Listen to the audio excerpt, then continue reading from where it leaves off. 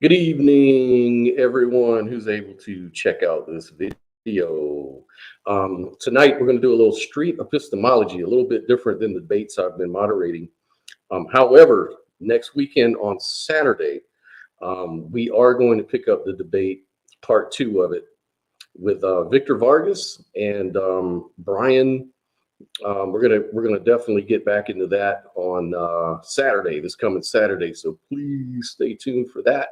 It's going to be interesting. We'll be talking about consciousness and near-death experiences, and these guys are going to be debating whether those things are true or what they mean in the grand scheme of things, and as far as Christianity or atheism. So it's going to be Brian, who's an atheist, and Victor, who is a Christian, arguing about near-death experiences and the nature of consciousness. But tonight we're going to be talking with a Reformed Calvinist. This is a person I've recently met on Facebook, social media. This is Brian Hartwell, and we're going to get right into it, but I just want to bring him in. How's it going, Brian? Good, you? Doing well, doing well. Glad to be here. I know this was last minute, but I'm excited. When you told me you were ready to do it tonight, I was like, cool, man. This will be something interesting to get into. So we'll try to go on for as long as you want. My schedule is pretty much free for the evening. So just let me know when you want to, cut the conversation. Basically, for you guys out in the audience, guys, we're going to do street epistemology, which is basically a form of asking the Socratic method, or asking questions with regard to the Socratic method, epistemology, the theory of knowledge, how we come to know things. So what I want to do is just kind of explore that with Brian tonight, and just kind of understand who he is as a person, understand how he got into his religious beliefs, and then I'll start asking the questions about how he actually came to believe these things. And so we'll go ahead and get started. Brian, tell the audience a little bit about you if you'd like to. I'm interested in philosophy. I've been a Christian basically my entire life. It's what I was raised in. And I'm a student at Grand Valley State University in Michigan. I'm studying illustrations and graphic design. And yeah, I like to debate these kinds of issues. I like to talk to people about, what truth is and why it's relevant. And yeah, that's pretty much it. So. Cool. How long have you been interested in philosophy? I've been interested in philosophy probably the last 10 years, give or take. Couple of years. Really, it was the end of high school when I became interested. I was going to a tech center, and I was riding the bus with somebody I got to know who was an atheist, and him and I would debate things, and I at the time felt pretty confident about the sort of things I believed, but he very quickly made me aware of the fact that I didn't really know a whole lot, and he forced me to think more about belief in general. And so I started to do a lot of research. I started to study a lot more. And I would say that he was probably a huge inspiration for my interest in this today. So awesome. So an atheist sort of got the ball rolling as far as understanding or looking in and discovering more about philosophy and things of that nature and beliefs. That's really cool. How long, though, have you been a Christian? I've been a Christian basically my entire life. I was raised, like I said, in a Christian home. If I would make any sort of distinction as to like when I took it more seriously, I'd say probably when I was a teenager. And then when I really began to try to view it intellectually, I was much older, just getting out of high school. Gotcha. And as far as, everyone's got their own sort of concept of Christianity, especially if they're part of different religious organizations or no religious organization, how would you define Christianity in your own way? Oh, for me, Christianity would be best defined by the life of Jesus Christ. How Jesus taught us to live, and the meaning of his death and resurrection, and the relevance of that, so that when I think about how I ought to conduct myself in my life, I think about it within the framework of what it is Christ said and did and accomplished for my sake. So. Okay. And just to kind of get an idea of, say, what sort, and I, I'm just kind of sloppy language, but what sort of Christian you are. If you don't mind, before we start, I'm going to ask you some really rapid fire questions, right? And it's not to put you on the spot. It's just to kind of learn where you're at. You don't have to explain anything. It's not important right now. We'll get into all that. I'll just ask you some very succinct questions. You just give me an answer, and it'll let me know where you're at as far as Christianity goes. So I guess first question, do you consider the earth to be older than 6,000 or 10,000 years? What would you say?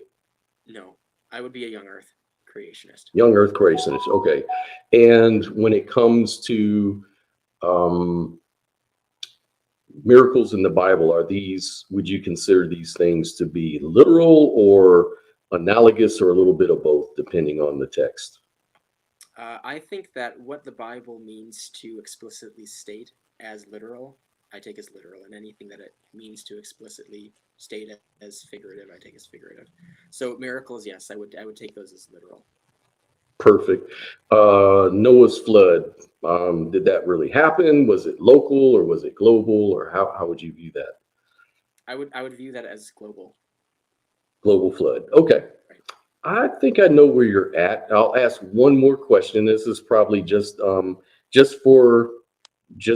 have it as a timestamp. Jesus Christ, the resurrection of Jesus, was this literal or figurative? I believe that it was literal. That it would have to literal. Be literal. Yeah.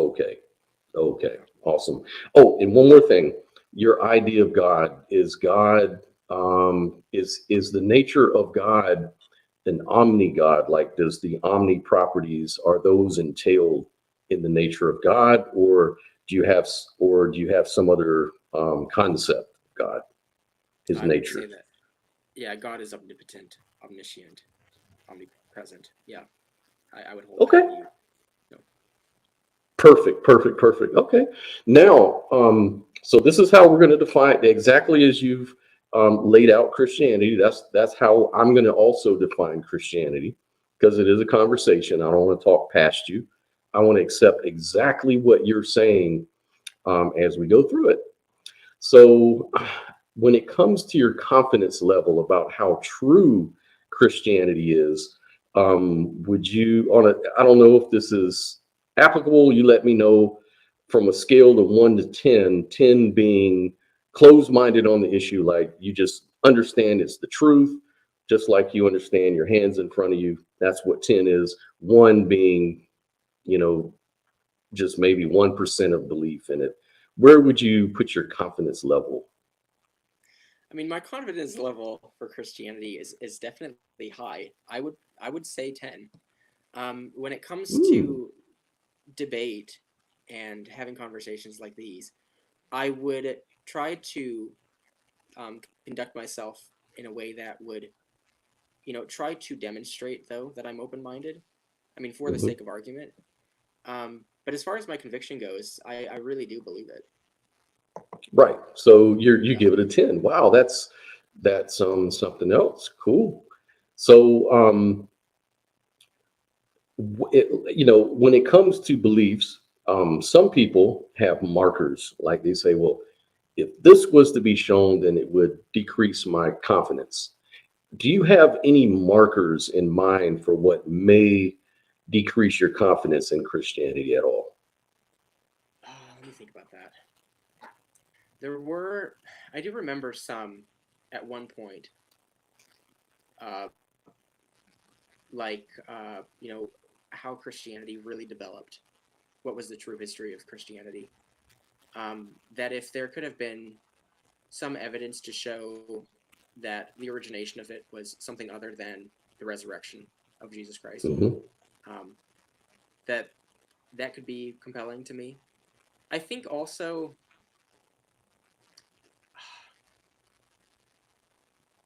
anything really that would contradict it, like something that necessarily is, that contradicts some view that I have about my faith, I mean, would definitely put it into question. At least it would put some aspect of my belief into question, so that I might at least have to reconsider something about it. Gotcha. Yeah. So maybe go right ahead. Oh, I was just going to say, I do remember this one time when somebody did present something to me, and I did think that it was pretty compelling, and I definitely had to chew on it. And at one point, I really did begin to think maybe this isn't right. But I mean, like any other time, I would be willing to look a little deeper into the claim and see if it carried any real weight. And, over time, with many of the claims that I received that caused me to raise questions about my faith, I could find some sort of an explanation that made sense. Gotcha. That wasn't just it made sense. Yeah. Gotcha. Hey, Brian, one of the audience members here are saying that they can't really hear you too well. Is there any way to turn it up a little bit? I can hear you fine, but apparently you're a little low. Yeah, I mean, maybe it's just the fact that my phone is a little far. Is that better? Yeah. Let's check it out. Donut Glazer, can you hear Brian a little better now? Hello. Yeah. Not sure. Haven't got an answer yet. But yeah, just if you can turn up just a little bit. But anyways, I think so that they can hear you, we'll get you to answer another question. Let's say you could go, let's say, we're going to do our imagination. Let's say we have a time machine, and just for the sake of argument, not saying that this is the case, but let's say you got into this time machine, you went back to the first century Jerusalem, and you found out that actually Jesus did not resurrect. Just not saying that this is the case, but let's say Jesus' body was thrown in a mass grave or something like that, right? Like he didn't resurrect, his body was never, recovered. And how would you then explain Christianity if you knew 100% that that was the real story, that he didn't resurrect? How could you explain Christianity as it appears today? I would probably default to Judaism. But how would you explain Christianity's existence? Yeah, though? I mean, ultimately, Christianity would be a lie at that point. I mean, So it'd be a lie. the basis of Christianity is the resurrection. Without the resurrection, there isn't Christianity. I mean, because the whole,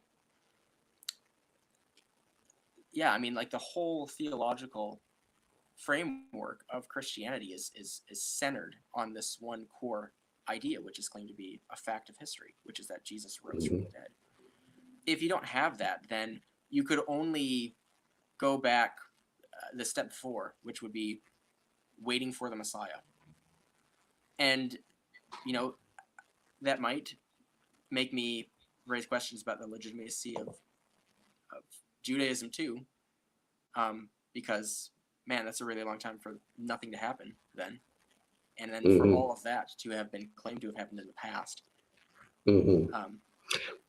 But what about the fact that Christianity is like the most, the biggest religion on the earth?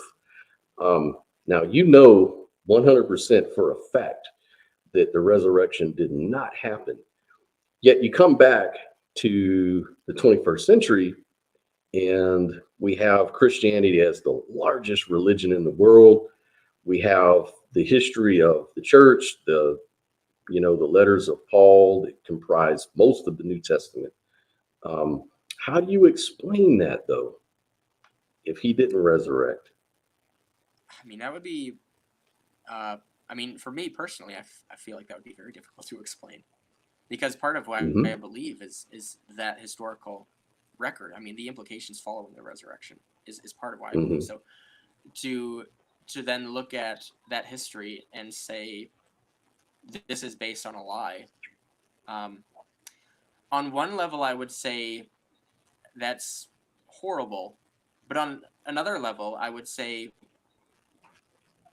how then do I base what I previously believed was real goodness and real evil on the basis of how I was accounting for it?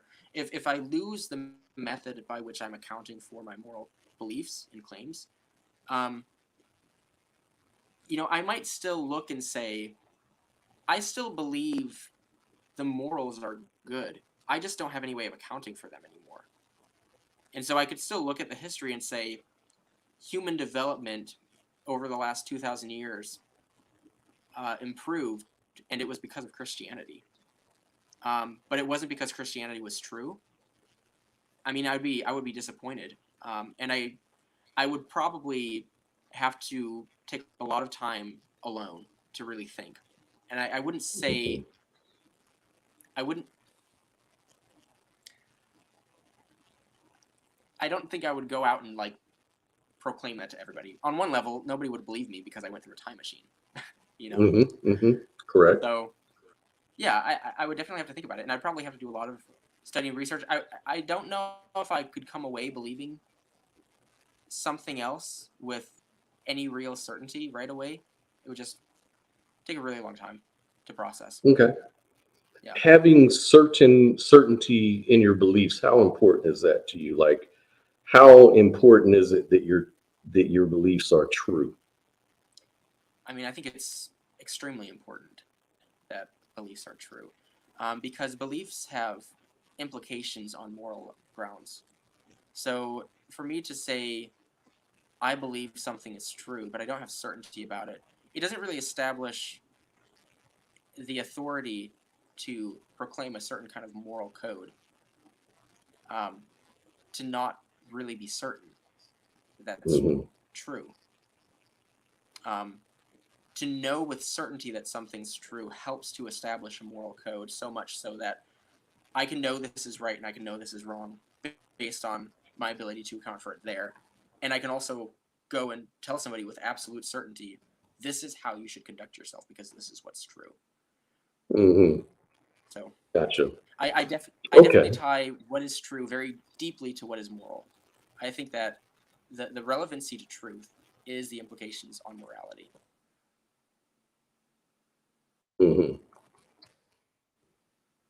So let's see. So, okay. So you want to believe true things, and you said that Christianity really couldn't exist without Jesus being resurrected.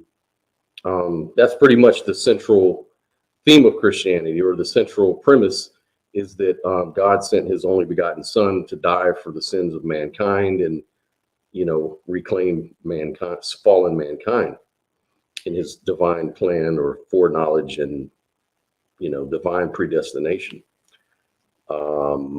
So what is your best, if you could come up with maybe two things, what are the two strongest evidences that you have to know that Christianity is true? Okay. I think one of the arguments or evidences that I would look at is what is consistent in human nature when it comes to the issues of morality. People necessarily try to justify their actions, and I think that speaks very deeply on a human level about how people feel about objective morality. Even if they don't claim objective morality, I think there's just this innate sense that when I do something or when I identify with something, I have to be able to justify that decision. And I think the other evidence would be the historical telling of the resurrection and the explanation that it gives to a lot of things. I mean, it gives explanation first and foremost to how we understand God, and by that, how we understand how we ought to conduct ourselves in life, which answers, I think, a deep question that I just mentioned, being that people feel the need to justify their actions. And I think, too, that the implications, like we mentioned, over the last 2,000 years seems to suggest that in the past this actually happened. Okay. So the history has to be established as real history as opposed to, say, legend or mythology. Right. Yeah, it needs to be that. And then I would add one more, too, in that the resurrection on its own, if it didn't have the Jewish context behind it, I would say that if that had happened and people had seen that, it's very possible that somebody could have looked at that and said, okay, but what does this mean? The fact that you have this effort really early on in Christian history to not only explain but also argue on the basis of the theological explanation and relevancy of the resurrection speaks to me as an evidence for the fact that the resurrection actually happened. Because it would be very easy to create some sort of theological explanation for it and have somebody come back to you and say, okay, that's a really interesting theory that you have about the future Messiah, but this didn't happen, so what's the relevance of it? It's the fact that you have people coming to belief in the resurrected Christ on the basis of what explanation for it is being given to them, as if they had some sort of direct knowledge of it. And yeah, I think I'll just leave it at that. Okay, so let me just recap. So I think I forgot. I was trying to make notes at the last minute. But what I got out was the historical. You want to know that it's actually history that Jesus rose from the dead. And the other thing was the Jewish precedent. Like there's I guess a foreshadowing of Christ laid out in the Old Testament, so to speak, that sort of leads to the resurrection having more meaning rather than just some empty claim, like somebody comes up to you out of the street and says, hey, my Aunt Millie resurrected from the dead. It's like, I don't believe that. Or would you believe that? What is your thought? Like here's a good way that we can kind of get down to it. Now I'm going to borrow this from a friend. His name is Doug. They call him Pine Creek. Are you familiar with Pine Creek? Pine Creek. He's kind of like a street epistemologist. But anyways, he's got this story. It's a thought experiment. It's called The Flying Man, right? And so what we do is we try to figure out where we're alike, not necessarily where we're different, but where we're alike, so that we can then distinguish where we're going different in our belief system. So, for example, so let's say this, in my family, maybe about 2,000 years ago, or not even 2,000, let's say 500 years ago, I have a great granddad who flew over the Grand Canyon unaided, just flew magically, right? Yeah. Now you wouldn't just believe that just from someone telling you that, right? Of course not. No. Right. Okay. So we're alike in that way. We're not going to believe just anything we're told. Okay, great. We're alike in that way. But what if I told you that there were like 500 plus witnesses that saw this happen and tied it into a prophecy that had been going on and on for this? Would you then believe it truly happened? I mean, what would be the relevance of the prophecy being given?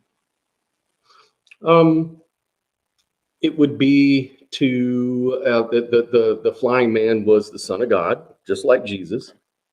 Okay.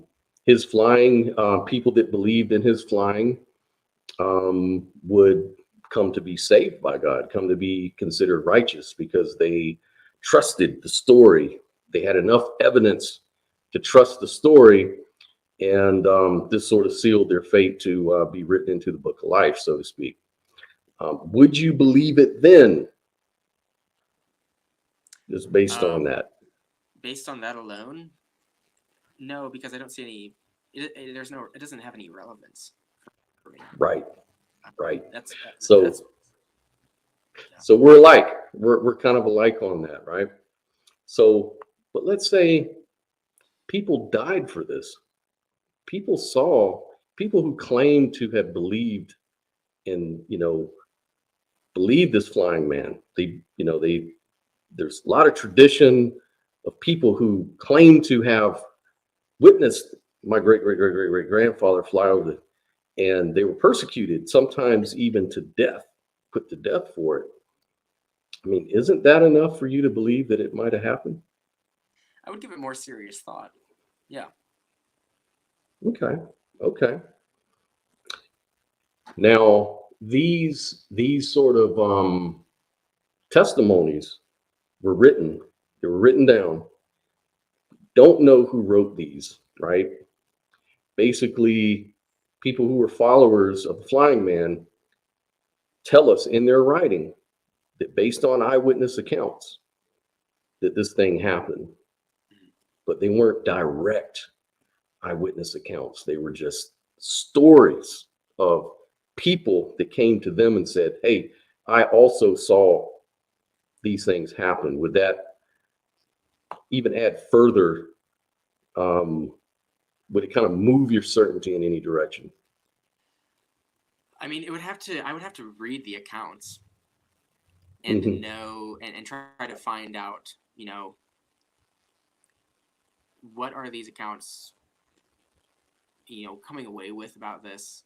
How are they agreeing or disagreeing with each other about the claim that's being made?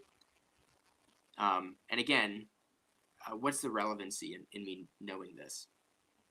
That would be it'll save you. It'll save your soul. It'll save me. It'll save my soul. Okay. So then there would have to be some sort of like deeper sort of did this flying person do anything other than just fly? I mean, was there any sort of like here's the teachings that I've given to you? Yeah, sure. So he did all of that. Exactly. He taught people to be good people. He set a good example in his life. Surrounding the story of the flying man were stories of him walking on water, turning water into wine. You get where I'm going with this. It's basically we're just trying to take Christianity out of it so that there's no emotional connection there possibly. And we're trying to isolate it to just the events themselves, just to see if there's consistency in your thought process on this. So it sounds like what seems to carry more weight for you is meaning, and I think that it did kind of move your certainty up a little bit when I said that people may have died for this belief. That seems to give you a little more certainty. It's more convincing when you hear stories of people that may have died for this belief. Would that be fair? Yeah, for sure. I mean, would you not find that convincing in any way? Me? Hear that it would. Saw this. Yeah. If someone said that they saw something happen with their own eyes, and those people died for it, because I'm a skeptic, right? I don't know if that would really move me, but and I'll tell you the reason why, because I'm trying to think about the real context of the Bible, right? So when you think about the Bible, the people that wrote these testaments, from what I understand, these weren't the original the original people. In other words, they're anonymous for the most part. These are anonymous writers who wrote Mark, Matthew, Luke, and John. Those titles of those books, they're given by tradition, right? Right. So these are sort of like handed down traditions of what the claim is. But even within the claims, even within the books themselves, like if you go and you pull up Mark in Google or something like that, you look at how many times does Mark appear in the text itself, it'll be like hardly anything, because Mark didn't really write the book, possibly, most likely. It's mainly a tradition. So to me, that causes a question whether the things that are told in these accounts actually happened or whether they're just traditions. That's the question that we all have to or that I have to look at if I'm going to really move my certainty one way or the other.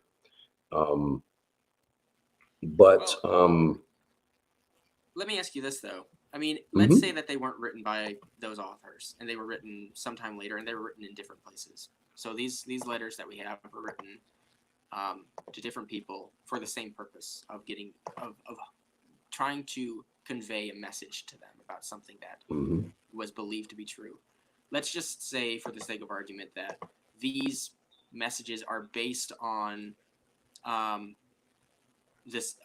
oral tradition that was passed down, and until they were eventually written down. Would it be more convincing for you to think about these letters in isolation from one another, given the fact that they have so many corroborating claims in them, that suggests that they came from the same source? Would that in any way compel you to take them more seriously? Sure. If there was, well, let me understand what you mean. When you say corroboration, what do you mean exactly? I basically mean like they're saying the same things. I mean, the letters are saying the same thing. It's different letters being written by different people, all following the same oral tradition that they received, and trying to write these letters down so that somebody else somewhere else can know about this information. And then you bring these letters together and you find out, oh, they're all saying the same thing. Yeah, it's hard to say because we have works of fiction that do that, and they come out and explicitly tell you they're works of fiction, and then within the books themselves or within other books, they can refer to other sayings or other book. Like, I mean, Star Wars trilogy, Harry Potter, the Book of Mormon. There's a lot of different books that claim to be fiction. Some of them that don't claim to be fiction, also, that have that same sort of corroboration claim within them, even within the books, or even extra, what they call it, extra corroborative value from other books, say like the Hadith to the Quran, for example, that try to, and but it gets tricky because some people can say, well, that's a matter of interpretation, though, because they can say, well, while you can say that something is corroborating a text, we can also find discrepancies. We can find contradictions. And like every good apologist, like an Islamic apologist, for example, will say, well, that's just because you're reading it out of context or because you're not really interpreting it correctly. You're not doing the proper understanding of, say, the culture, the time, things of this nature. And so it goes back and forth. So it's really tricky in that case. But if you were to say that, nail it down 100%, if we knew for 100% certainty that we have corroborating extra biblical sources that corroborated the Bible, yes, I would increase my certainty that the stories were in fact true. That would be the case. Yeah, I guess thinking about that though too. I mean, if we think about these books though as being written in isolation from one another, then in one sense we could sort of view them as extra biblical in one sense. I mean, if the book of Mark was written in isolation from the book of Luke, then the book of Luke is working as a book that's corroborating the book of Mark. If we view Mark as, say, a biblical book, the fact that Luke is a biblical book is the fact that it's in the Bible. But the fact that it's working the same way that extra biblical records would work, it doesn't matter then if it's in the Bible. It just happens to be a book that's in the Bible because it matches the book of Mark.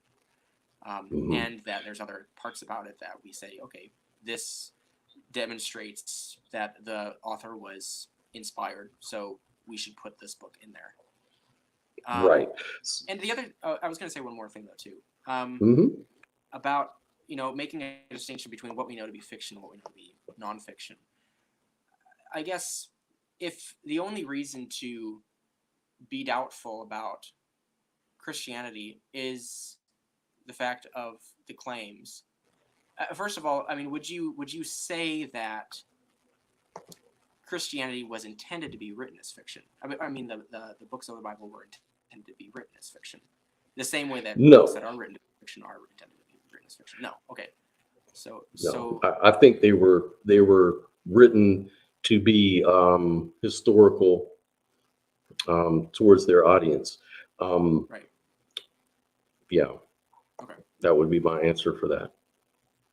So, given that, would you give them any historical weight in your reading them, or would you immediately write them off based on the claims that were given in them? Well, I wouldn't say immediately write them off. I was a Christian for many years, so obviously I agreed with the Bible, and I thought that it was, the truth. I thought it was the literal word of God for many years of my life, right? But what happened is when I started to take serious, like I got really serious about it. Like you, I wanted to know whether this stuff was true. I wasn't just personally satisfied with feelings or, this feeling of the Holy Spirit was teaching me, because I mean, everybody in other religions were saying the same thing. Different denominations could say the same claim and come to radically different conclusions. So we can't really say that feelings are certain, or, the fact that we think that the Holy Spirit is kind of opening the Bible up to us, so to speak, when we read it. Because everybody's making that claim, even Jehovah's Witnesses, Mormons, everybody. But when I learned that, so I went to the scholars, the people that actually study this stuff for a living, and what I kind of learned was that since, Matthew and Luke borrow a lot of material from Mark, an agreement upon the synoptic gospels is not really evidence of independent sources, but they kind of recount the same events as John. And in many cases, Paul's epistles attest to those events as well. But in Paul, by the way, he comprises most of the New Testament. But Paul never spoke to Jesus. He never, he saw Jesus in a vision or some sort of auditory thing, but he didn't speak back and forth conversation to him. So it's pretty much like an isolated claim on Paul's part. And then he sort of lays out what we know about the epistles and the New Testament and things of that nature. And so these things sort of just gave me enough doubt. And it wasn't enough to move me at the time, to be quite honest with you. It did. I mean, it later did, but because I was just not really maybe resonating with that, I think that I was more overpowered by, like you said, the meaning of the New Testament, how it was just too beautifully done. It seemed too perfect in my eyes at that time for whatever reason. It just felt right in my heart, and I felt like, yeah, there may be some, discrepancies. There may be some disagreements. There's portions of the New Testament that was obviously inserted by monks later on, like in the book of Mark, the last book of Mark, pick up the serpents and things of that nature. But then when I started getting a little more serious, I was like, well, if they can add that part to it, how many other parts are added? If these things are not agreed upon by scholars who know a hell of a lot more than I do, what is my epistemic basis for my belief? And so I started studying epistemology, and that sort of put me more in a mode of, it seems like Christianity is not that much more special than other religions, even though it is the number one religion on the earth. But it isn't that much, but it hasn't always been. Like, it seems like if the New Testament and Christianity were true, it's just as true now as it was back in the first century when only a handful of people knew it, right? Yeah. So the number of people doesn't make it true. It seems like there's got to be some way or method that's a little more better to kind of evaluate these sort of claims. And so I started looking into history, the historiography, science, and what do historians actually say? So what I've come to learn is that Jesus was, according to most scholars nowadays, that Jesus was a real figure in history. However, the claims of miracles like walking on water, rising from the dead, obviously these things are just entailed in the story of Jesus, not necessarily that, because it's kind of like with I'm just having a brain fart. Alexander the Great was considered the son of God, and that he resurrected, went to heaven. But did Alexander the Great exist? Yeah, he existed. He crossed the Rubicon. Great. Did he rise from the dead and go to heaven? I don't think so. Just because he was a real person doesn't mean that all of the stories about Alexander the Great were necessarily true, And this sort of what I think William Lane Craig calls mytho-history exists within the text, and he's a big proponent of mytho-history within the Bible. I don't think he'll go so far as to say Jesus didn't resurrect, but he will say, like, say, the book of Genesis, the creation accounts, and other things are examples. But that's just where I am. And again, I it's possible I could be wrong about that, and I'm more than willing to look at the evidence for it. So if I can, one person here in the group chat says, we have hundreds of contemporary eyewitness accounts of the miracles of Sathya Sai Baba. He was a real person too. Do you know who he was, by the way? No, I don't. Okay, so check this out. This is pretty interesting and kind of get you to think about some things. This Sai Baba was a Hindu mystic, and he was considered a god, a divine person. Now, he not only has 500 plus witnesses, this guy has millions of witnesses of that we know their names. Like, these are contemporary people that say they've seen him resurrect people from the dead, do all sorts of miracles. And we have better evidence for this person, number one, existing. We know who his followers were. These people were thrown in jail for their witnessing. They witnessed this happen, and they went to their prison. The Indian government imprisoned them for preaching this. And he continued. He finally died in the 80s.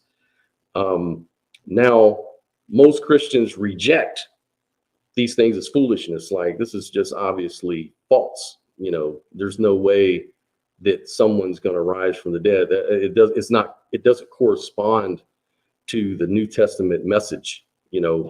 Jesus was the one who rose from the dead. Others will do so, but it will be in the end days. But this guy is not. This does not happen, right? So, but you have to ask yourself, if it's the same evidence, but even better for Sai Baba, because the stories happened 2,000 years ago. So the witnesses are not contemporary, right? We still know these Well, people today. Why won't we believe that? well, I mean, what's come of this? I mean, like, uh, I guess I would have to know, like, what was it that he did? I might have missed that. And then Mhm. what was, the reason for why that was important, and Okay. also what came of it after the fact. And yeah, sure, let's start there. Okay. So it's quite a bit of unpacking. I would hate to go down that rabbit trail right now, but in this particular Hindu story, there are all sorts of sons of God that come to be.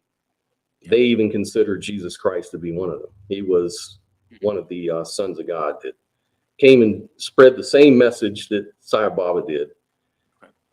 Sai Baba is just a lineage among, many, in the past, like Jesus, like, the Buddha, like a lot of different figures in the religious history. And he's just carrying it on. He was prophesied to arrive at a particular time. He did.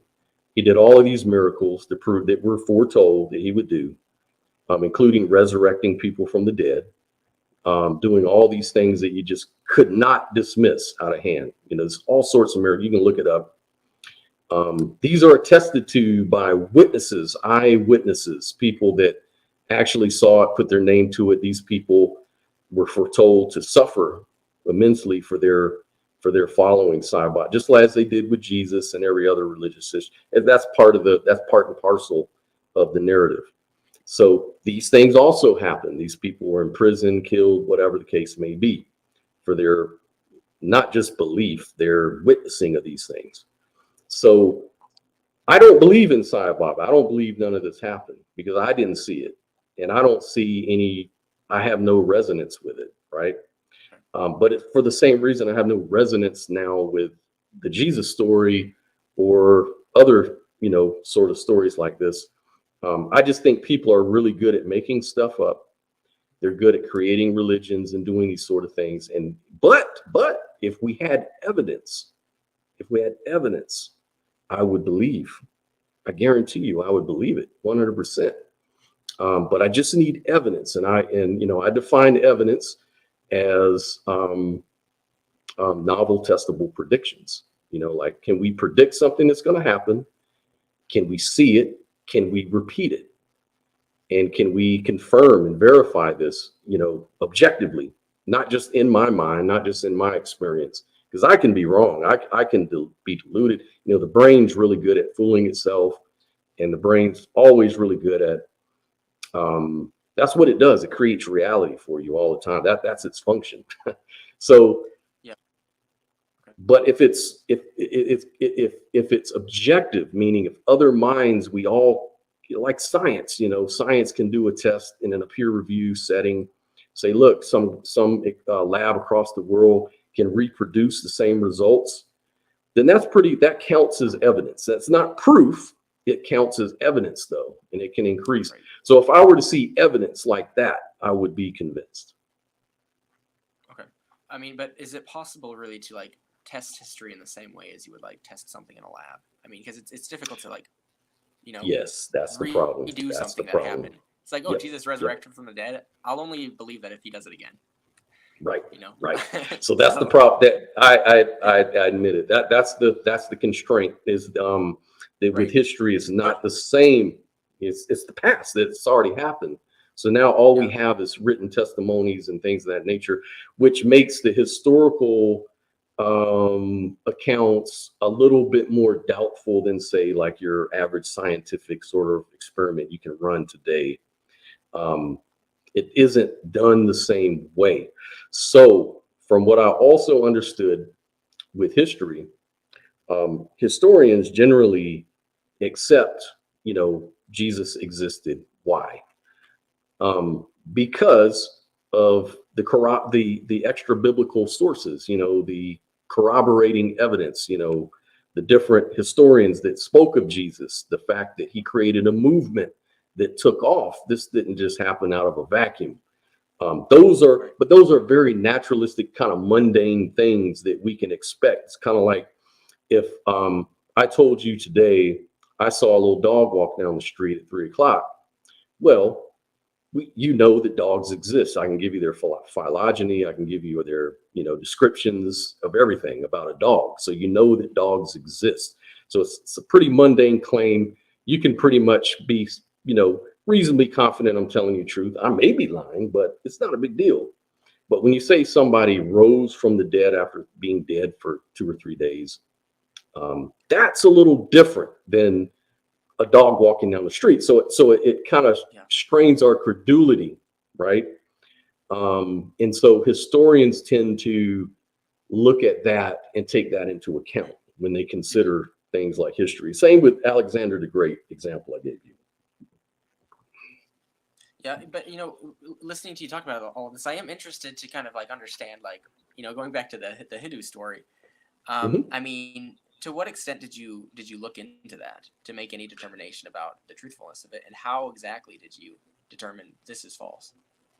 I mean, I because read you about said it. that. Oh, I mean, at one point you said there were some things that happened that you could just dismiss offhand. So I'm just curious, like, well, what are those things, and how, if you couldn't do that, like, then how did you? So. I wouldn't say dismiss would be the right word. I would say I would just be sort of agnostic about it, which is maybe the same thing, I guess. But it's that I'm like you. I want to believe more true things than false things. And so if I look at something like a tall tale, like this guy went and resurrected these people out of a hospital, that's one of the stories. He started resurrecting dead people that died. Boom, boom, boom, as a testament to who he was. And he did this very specifically at certain times among certain followers. And these people like, wow, he did it. He really did it. And for me, the problem comes in because number one, I wasn't there to see it. There's no video of it. There's no he didn't do this in front of, say, a bunch of scientists or historians or anybody who could actually write this stuff down and confirm it. It was among people who already believed him and were already following this guy. So that just leaves a little room for doubt in my mind, enough to say that I'm a little agnostic on whether that happened. It could be some kernels of truth in there. Perhaps the people weren't dead and they came to, maybe it was a big, hoax, for all I know. It's never been told. It's never been said. It's just always said that he did X. And he's got witnesses to account to say it. But this is no different than the scriptures. It's like in New Testament, if Jesus would have appeared to the Pharisees or the Sadducees, that would have been awesome. If he would have appeared to Pontius Pilate, and it would have made a big historical thing. But then, of course, that would be wrong, because the whole point is, like he told Thomas, happy is he who believes and who has not seen. So that's the constraint that is put on. So it seems to me that I'm not that person inclined towards that way of thinking, of just believing even if I don't see it. And seeing isn't just with your eyes. Seeing is, he meant also seeing it, like understanding it, like, you didn't see these things as true. Better, happy is he who believes, even if you don't, even if you have no reason to believe it, you still believe that. That's a sign of faith. Well, for many, because I don't think that what Jesus was saying to Thomas there ultimately was that happy is he who believes this without any reason of believing it. I think that, and this is just me making an interpretation about what Jesus said based on what I can recall. I think that what Jesus is really saying to Thomas there is that, in light of the relevance, the theological relevance of the resurrection, happy is he who believes in it on the basis of the relevance of it. Because if you believe it on that basis, then you recognize the inherent goodness of what just happened and the relevance that it has on your life. I would say that what Jesus did in dying and rising from the dead is not just that, which I mentioned earlier, but it actually accomplished something. And what it accomplished is something that, and going back to one of the first evidences that I tried to state, was that people have this innate sense of moral rights and wrongs, and they try to justify themselves on the basis of those innate senses. But what's difficult is how do you account for that in your everyday life, and why do you feel the need to do that? If you look at Jesus and see that he did this thing, and the claim is that he did this thing in order to save you from your sins, then happy is he who sees that and immediately realizes the implication of that. First of all, they recognize that something about their innate sense of morals accounts for their morals, but then also it justifies them in a different way than they might have justified themselves without knowing that. It justifies themselves in more of a real sense, and it justifies themselves in the path of what is really good. And so that's, I don't know if that really makes any sense. I could try to clarify. I think it does. I think really what I see in that claim is basically just Jesus is saying, happy is he who sees this, because at the heart of anybody who really knows what true goodness is, they would see the relevance of this, why it's pertinent to their lives, for why this happened. So you don't have to see it necessarily. You just have to know, like, if this happened, this is really good for me. And there's one level on which I think, like, somebody might believe it. Oh, that's a good point. You know, Sai Baba, when he was 14 years old, he had announced that his name was now Sathya Sai Baba, and he proclaimed his mission was to bring about the spiritual regeneration of humanity. And he was going to do this through demonstrating his miracles, and also, though, teaching highest principles of truth so that he could tie it all together in order to really promote, like, right conduct, peace, love, nonviolence. And he was honestly pretty far ahead of his time as far as some of the ethical things that he was talking about. I mean, it seems like society really, especially in India, started really move towards that direction after he had such an impact on the ground level of people. Because, like I said, he had millions of followers, not just in India, but around the world, of course. But of course, that criteria isn't enough to convince you to follow Sayatha Baba, right? Well, I mean, first of all, I don't really know. I mean, you're telling me these things. I would have to go and, personally look at these things myself. Oh, but, absolutely, I mean, absolutely, right. What I do know, but assuming, let's assume it was true, just as a thought experiment for now, until you check it out and see it. Sure. I mean, again, there's something that's particular about Jesus Christ, and that is that the relevance of it is, I think, almost more important for most people who are Christians than the fact that it happened. And so when you get to Sai Baba, I think that was his name. I would have to know, like, what's the relevance? If he's talking about doing the highest, like, demonstrating the highest truths, me personally, I can't think of any higher truth than to be God and to look down on humanity and say, instead of judging all of these horrible people, I'm going to express my love to them by dying on the cross and saving them. Did Sai Baba do that? If he's talking about doing the highest good in his mission, he certainly didn't do anything that was more highly honorable than Christ. And so even in that sense, I can just immediately say Christ seems to be the better guy. Just from that, yeah. If he did die, let's say, he did die for mankind as some sort of payment for our sins, would that move you in one way or the other? I mean, yeah. I mean, I guess it would have to move me in the same way that, I mean, right now it would be difficult because I already have this personal relationship with Christ, that if somebody else came along and did that, it would probably confuse me more than anything else. Gotcha. Because that's already something else is already sort of established there. But and again, I do think, I mean, based on what I've said, I do think that there is more to it too, as far as like how much can you actually like show that these things happened, and again, why they happened. So there's sort of a record again. But okay, so this is where maybe I'm a little confused, maybe clear it up.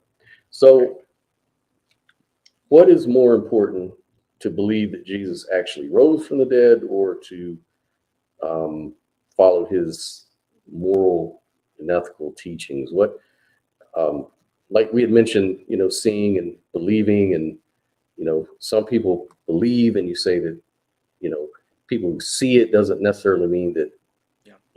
So they are both. Yeah, they are both intricately connected. You can't just have one without the other and say that it's still irrelevant. But when Jesus says, "Blessed is he who does not see and still believes," that's not quite touching on that point. I mean, really, what Christ is ultimately, I think, talking about a person's heart, to believe something like that. But still, I think it's just as relevant to say Jesus did rise from the dead as it is to say, here's why he rose from the dead. You can't really make. So they're just as relevant. So they're equal, you would say. Yeah, I mean, okay. If Jesus rose from the dead and we have no way of explaining why that happened, like let's just say it did happen, and everybody that saw it, but there was no real explanation for it, we would just pass that by as an anomaly. It just that's all it was. But it's the fact that when you take the resurrection and you apply this theological explanation to it and say, this is the relevance of what happened here. Right. Gotcha. It's both of those things. Yeah. Gotcha. Got it. So now, so I just wanted to establish that it was important that this event actually, in fact, happened. So let me ask you, what is the most compelling evidence for you that the event happened, aside from the meaning? Let's parse this out a little bit. Aside from the meaning and things of that nature. Yeah. Okay. So one of the things that I said, again, was the implications over the course of history over the last 2,000 years. The fact that we have seemed to be on this trajectory on the basis of what has been claimed about the past, about Christ. The other thing, though, that I would say is more immediate to the when the resurrection was happening was, what were the Jews believing in Christ's day? What were his contemporaries who were Jews saying about what the Messiah would be like? Because the Jews, Jesus wasn't just a Messiah that showed up and said, hey, by the way, there's going to be a Messiah. Jesus was supposed to be predicted as a Messiah that would come. But what the Jews were predicting about the Messiah was nothing like what they got in Jesus. And that was part of the reason why he got crucified, was because the Messiah wasn't supposed to come and say, I'm also God, to many of the Jews. Gotcha. And he wasn't supposed to come and just die. He was supposed to come and restore the Jews and take out the Romans, maybe, and create a kingdom, the kingdom of God here on earth.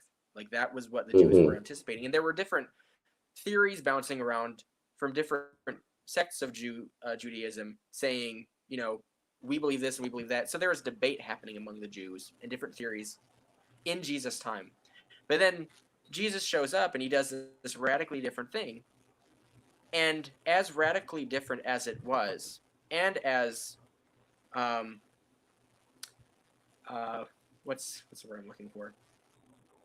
I guess as different as it was based on what you might expect from the natural world to give you, people still ended up believing it somehow. After the Jews lost the temple in 70 AD, a lot of Jews became Christians. And part of the reason that happened was because there was this claim that the temple was going to be destroyed. And so they looked back and said, oh, this was predicted.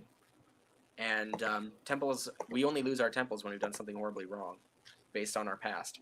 So there must be something that's happening here, and we should take a better look at it. Okay, so let me just mirror what you're saying so far. Basically, you said that Jerusalem, the Jews were foretelling of a Messiah to come, someone like a Cyrus that would,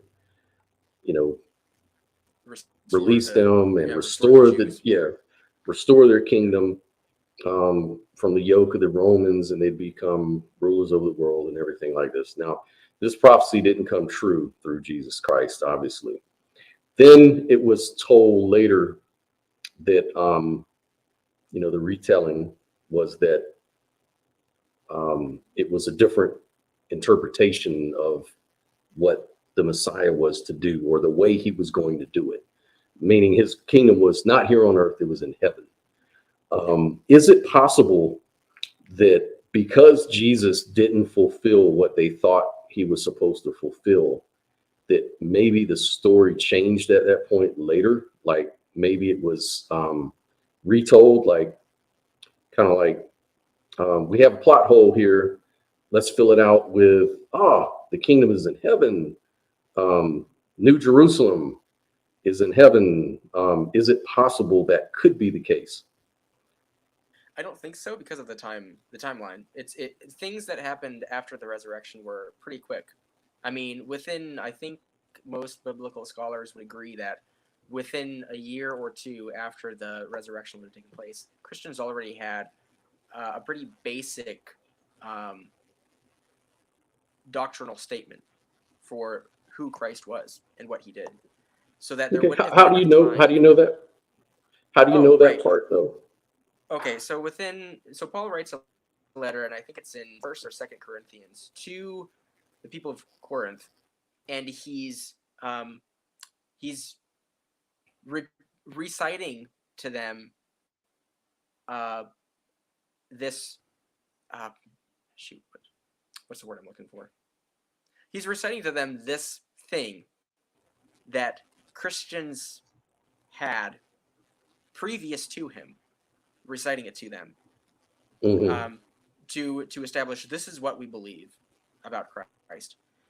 And I'd have to go back and get the specifics about it, but there are some pretty prominent biblical scholars that look at that and say, if Paul is saying this at this point, and he's saying that this is something that he received from somebody else, then in order for this, this must be somewhere in a timeline that is somewhere between a year or a few years after the resurrection. That's the only place you can place it.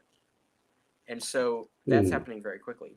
And the other thing that I said earlier too was that, again, when you go back to the relevance of the resurrection, the arguments that are being made to the Jews is not strictly, hey, we saw this guy rise from the dead, you should go and worship him. But they immediately took them back to the scriptures and said, this is how he fulfills the scriptures based on what has occurred. This is why you should believe him. And you have the case with like Paul going to the Bereans, for instance, and he talks about how the Bereans were honorable people because they went back and searched through the scriptures before making any sort of determination about the claim. And ultimately what happened was they said, yeah, this actually fits, and we are now Christians. So then the debate became, well, how should Jews practice Christianity? Should we give up everything Jewish? Which would have been a huge sacrifice to make had they been wrong. Just to put that out there. So Jews are giving up a whole lot to become Christians. They're giving up the sacrificial system. They're giving up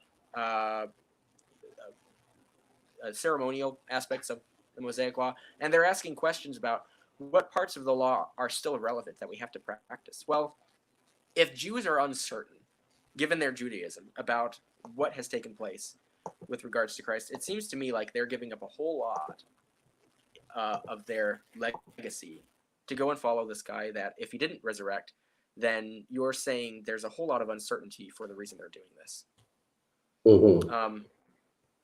So yeah. Now, do you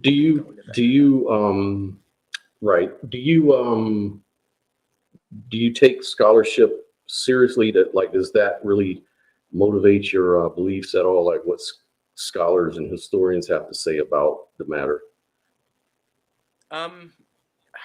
Yes, I would say so. I don't. It's been a really long time since I've looked at scholars, and I'm not going to say that I have like the perfect memory to like say, yeah, I remember everything these different scholars said.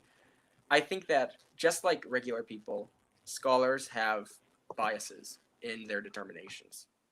Um, and I think that those biases play a part in how they determine parts of the Bible to be true or false. But I mentioned that one part just to kind of bring to light, like, in order for there to be tampering with the past claims, prophetic claims, those tamperings would have had to have happened within a timeline that was small enough for people to have realized that things were tampered with. And that seems to be something that a lot of scholars, because of this one part, that like this one verse in Corinthians, they say this claim about Jesus Christ happened really quickly. And some prominent scholars, not all Christians, agreed on that text, and so I brought it up for that purpose. And so, yeah. Yeah, the reason I bring that up is like that book, First Corinthians. Um, from what I understand, I can look this up, I guess. Yeah. Scholars dated this book to be around or after AD 50, right? Okay. Is when this thing was penned.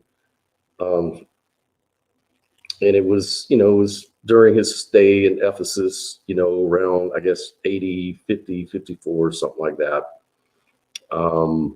Some of what are contained are said by most scholars, consensus scholars, and interpolations and stuff like that. So, not to say that they're necessarily right about that. I'm not really trying to burden you or saddle you with that, but just to kind of bring that up, that I didn't know if you may be familiar with what scholars are saying about. And a lot of the letters of Paul are attributed to the Pauline church, that they came after him after he died. They sort of wrote, it's been shown that these are false. These are not real authentic letters, although some are, like Galatians and things of that nature. But a lot of those are attributed to the later followers of Pauline and his church that came after his death. I didn't know if you were aware of that or if that carries any weight at all.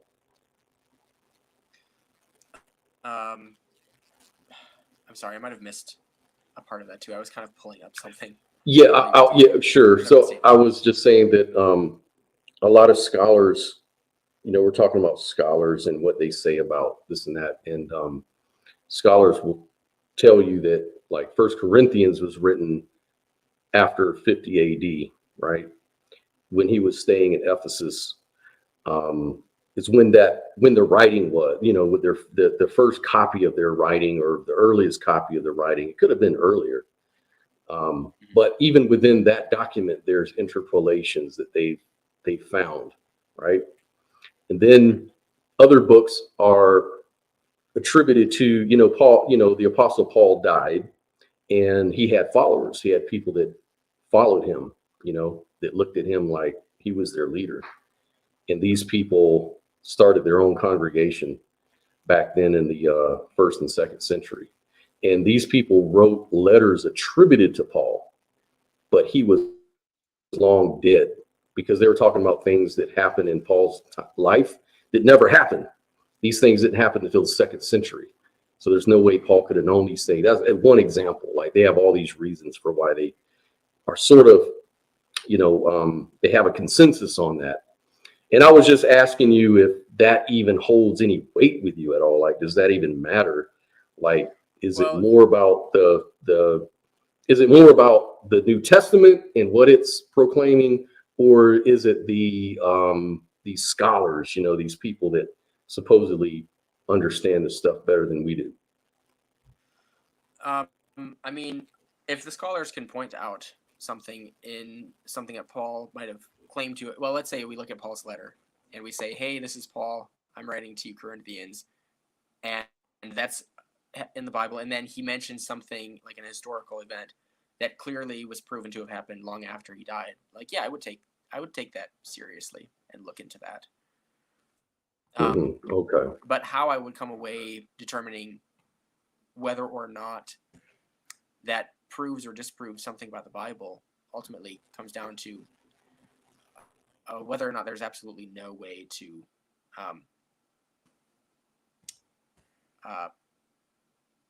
make it possibly true. So, yeah, like if there's and I only bring that up. I'm not a scholar, so I would never try to act like I am. I just know what I used to study and what I kind of ran across sometimes doing some of these debates, having to prepare for these type of things is that, for example, like Ephesians, Colossians, 2nd Thessalonians, 1st and 2nd Timothy, and Titus were authored by unnamed imitators of the Pauline church. These are called the Deutero-Pauline letters, right? This is what scholars call them. And, and many Christians reject that. They say this is just Satan, misleading the world. This is how he does it. He uses authorities, and there's nothing more convincing than some earthly, authority like a president or a scholar or historian to come and tell you something. And so they'll reject that out of hand. And so then it becomes an epistemic question. So that's what I was going to ask you is, do these scholars that may disagree with you, if they do, would that hold any weight with you at all? It would hold, yeah. I mean, it would hold the weight of, I mean, like you said, if they presented that kind of evidence of this couldn't have happened within Paul's time of living, so he couldn't have written about it. Yeah, that would definitely hold weight to me. Okay, awesome. Then there's a marker. You just established the marker, and that's progress. As far as from where I'm sitting, these are the sort of markers that I look for and that I hope to achieve, that I eventually came through myself in my personal life. So if it's important to you, if truth is important to you and scholars hold weight with you, I would invite you to, on your personal time, to look up the disputed letters of Paul. Look it up, check it out. There's lots of information about that may hold weight with you. I mean, especially that Paul, he's written most of the New Testament, and these letters are dated actually before the Gospels, earliest writings.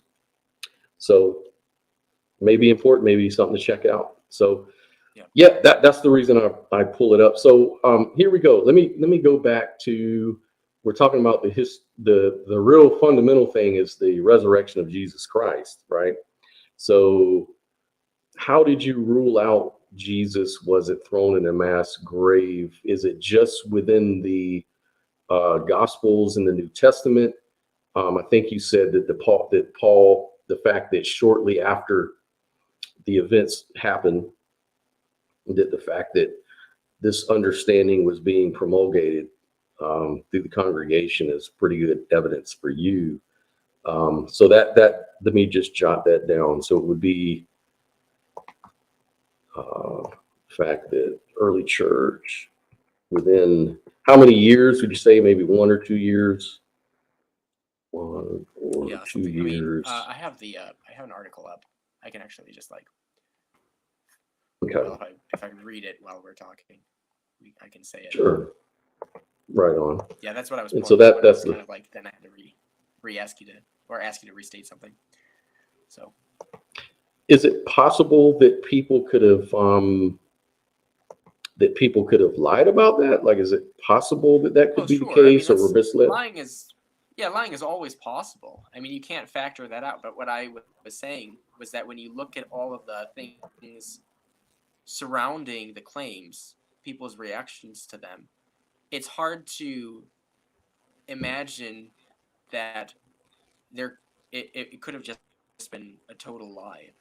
I understand. The Jews, there were already theories going around. The implications too of just like the history over the last 2,000 years. Yeah. Here's a question. Oh, go ahead. I'm sorry. Oh, I mean, I was just going to go back to the question too, I mean, about your skepticism. What might be necessary evidence in order for you to be less skeptic about the resurrection? Good question. Good question. Yeah. So for me, it would be precedence. So, like for me, I think that people either lying or being deceived or deluding themselves happens probably more often than people being resurrected. Like I don't really know for sure of any example of someone being resurrected other than the story of Jesus Christ. That's the only familiarity I have, or Lazarus or something like that. But it seems like we have a really long track record of deceiving people, and people being deceived, and people deceiving themselves, and people just lying, and people even dying for things that they claim they saw, like say David Koresh cult or Sai Baba type stuff. Those things I think we have more examples of than actual resurrections, as far as I know. Yeah. And so that probably fuels a lot of my skepticism there. Just precedence, track record, things like that. Yeah, but then, I mean, if that fuels your skepticism, what would sort of fuel your belief? Fuel the belief. Yeah. I think we could both say anomalies can happen.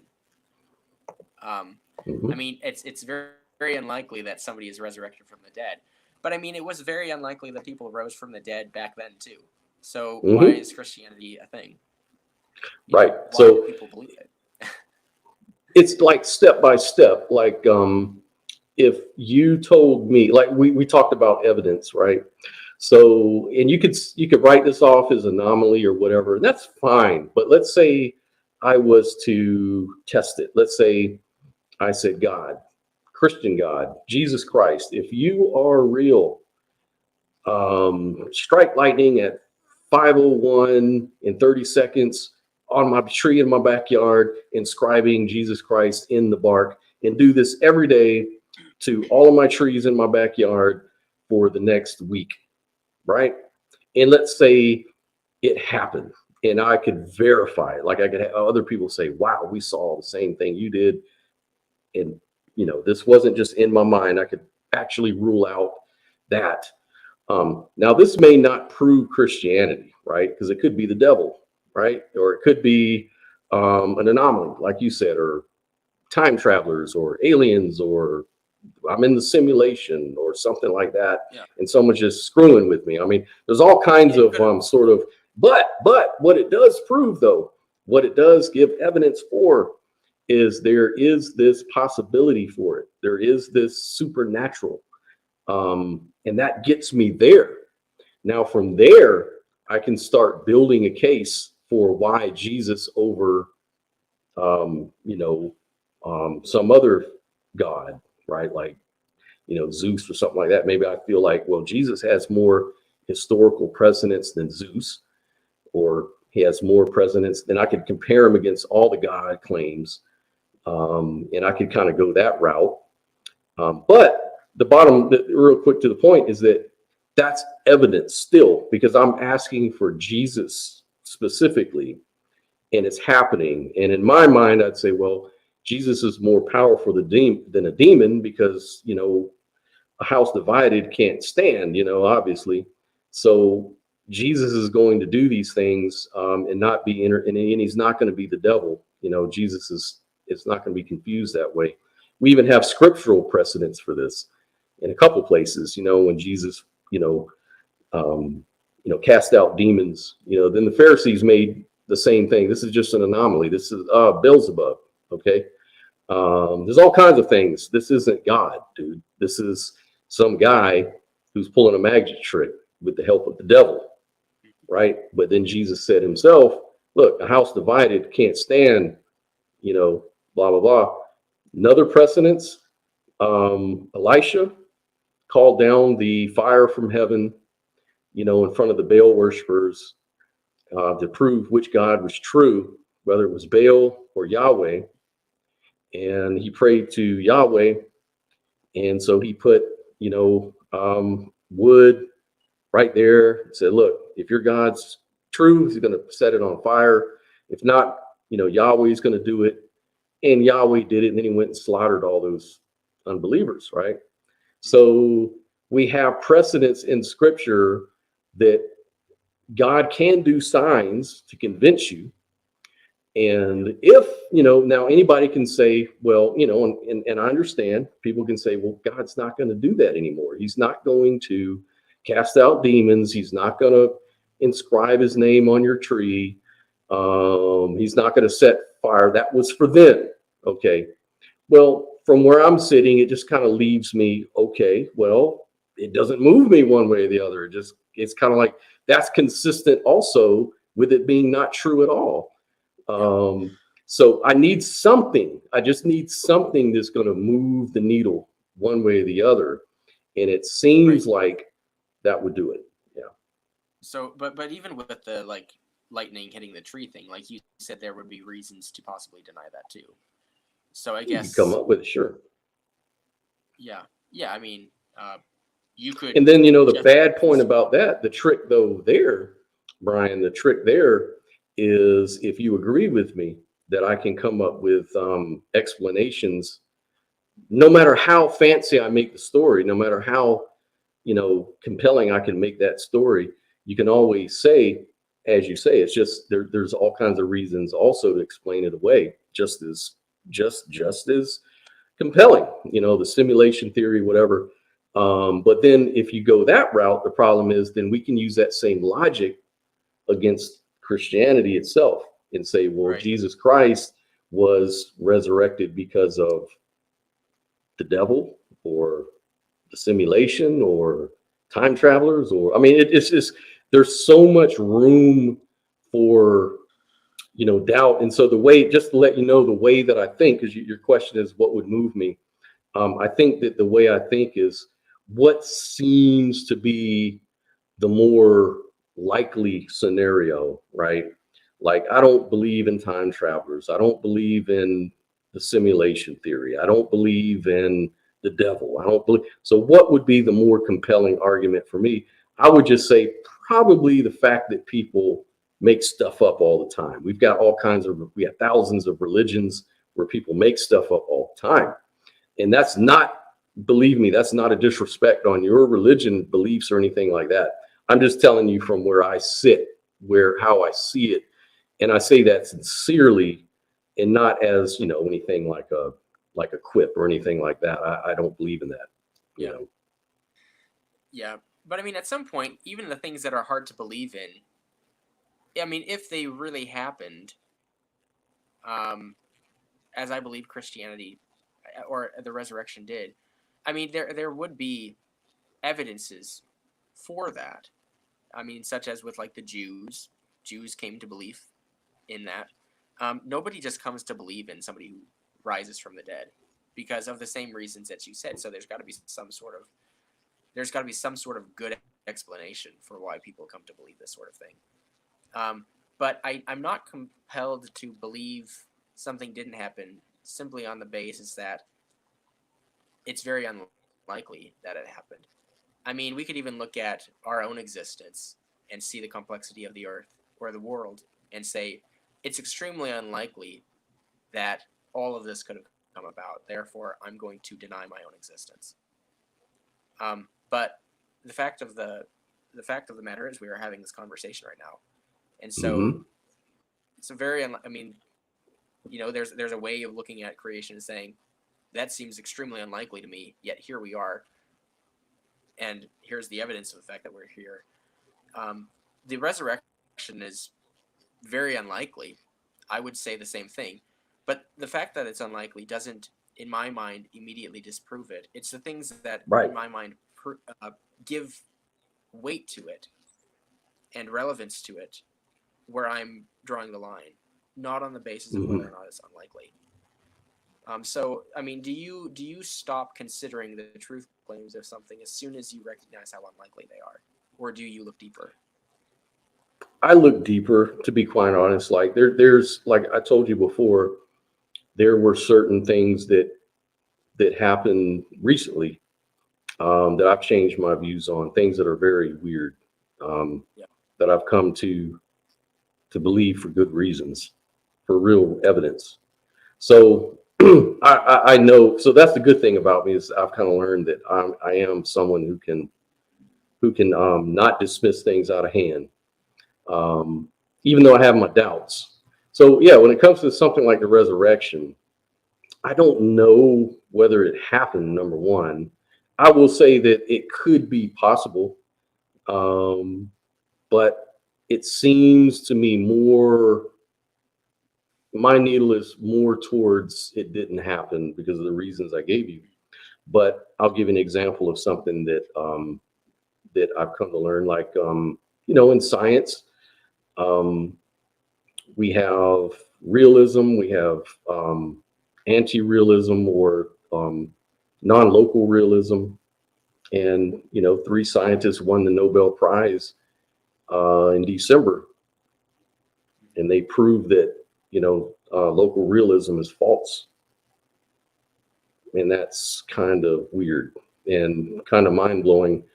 But I'm willing to accept evidence. I read through the papers. I read, and I'm not a scientist. I just read the consensus and, understanding entanglement and other technical terms and things like that. I've tried to understand, and I've gotten to kind of understand it a little bit now and put it all together and so understand. So there's just certain things in the world that we live in a weird world, man. We live in a very weird universe. So when it comes to these claims, nothing is really off the table necessarily 100%. But at the same time, we have to be honest with ourselves and understand what really convinces you. And what seems to convince me, what I've learned about myself, is that evidence, as I've sort of defined it earlier, are the things that kind of move me in that one direction or the other, And so that's what I look for when it comes to these sort of claims is what sort of evidence do we have? Stories that make sense. They have a very consistent story. Okay, great. But that's not it. That's sort of like philosophy. It's kind of like, I'll give you another example. We can make the, what materialism is, right? The philosophy of materialism. Okay. Do you know the philosophy of idealism?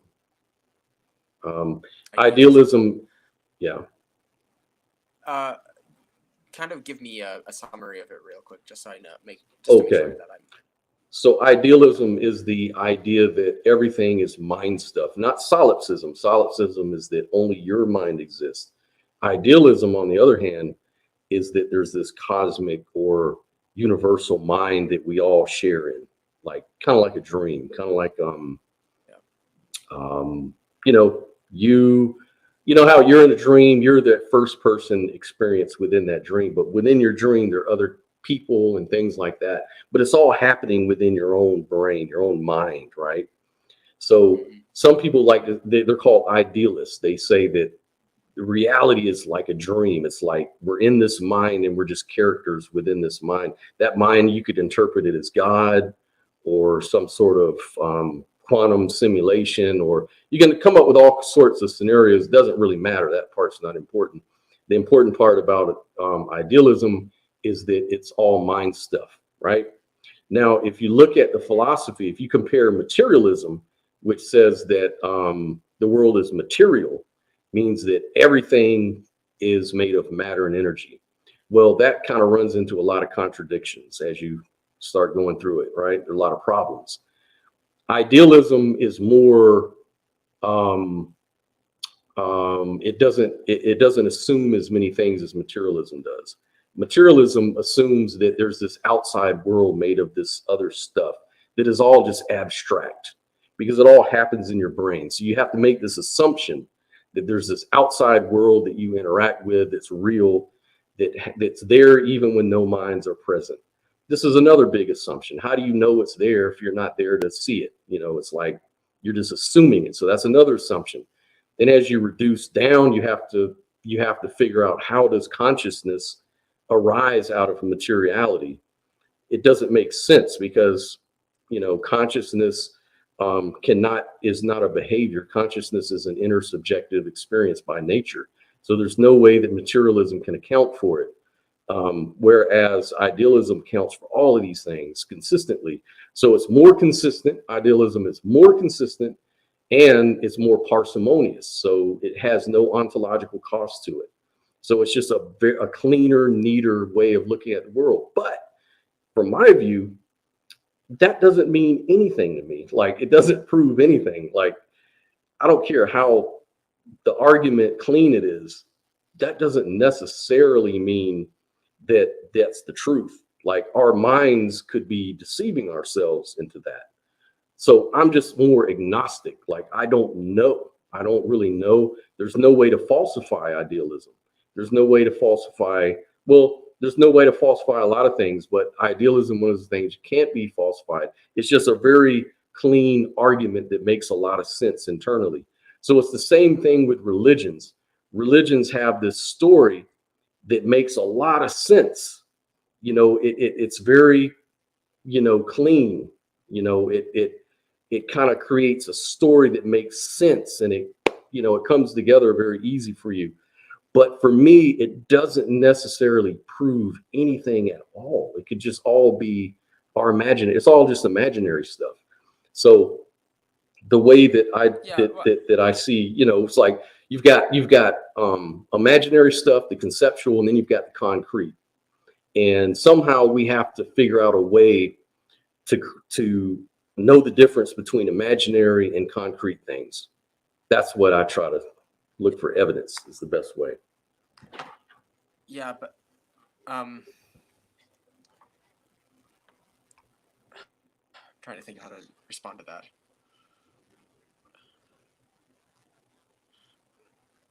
Religions are relevant to people.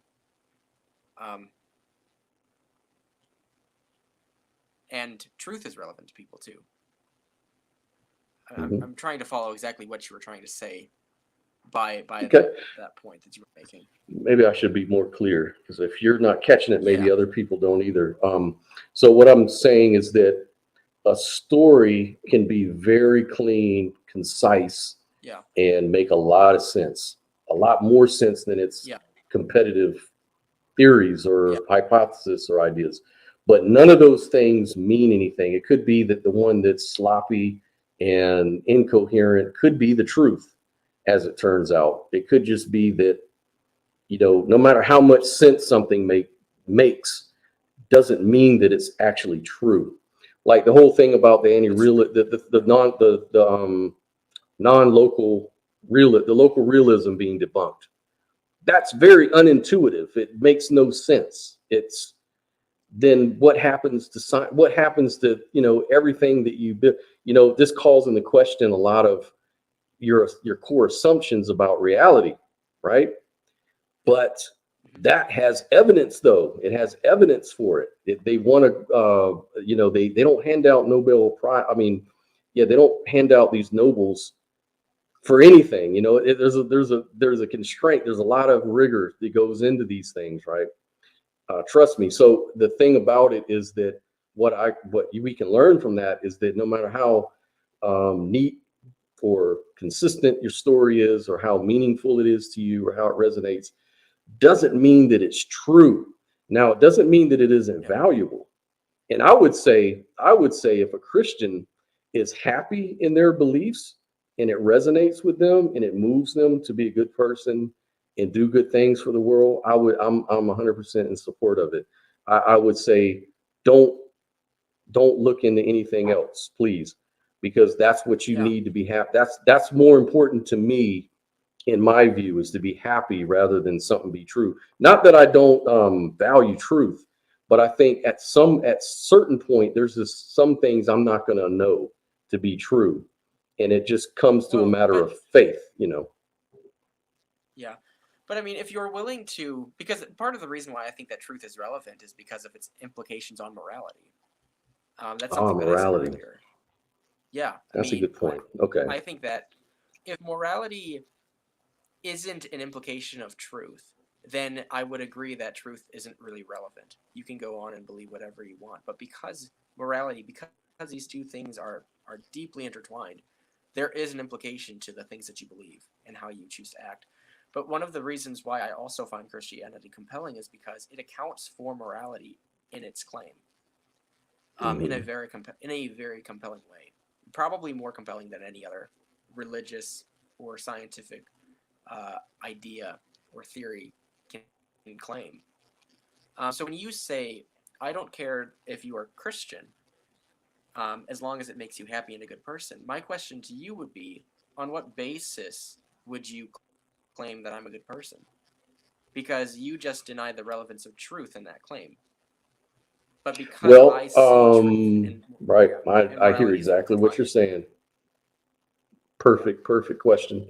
So when I'm speaking of truth, there's different sorts of ways we can speak about truth.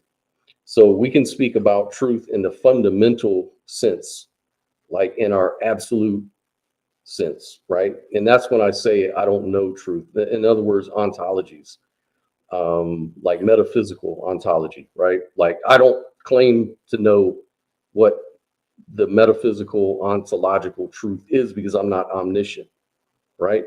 Yeah. But I do know logic.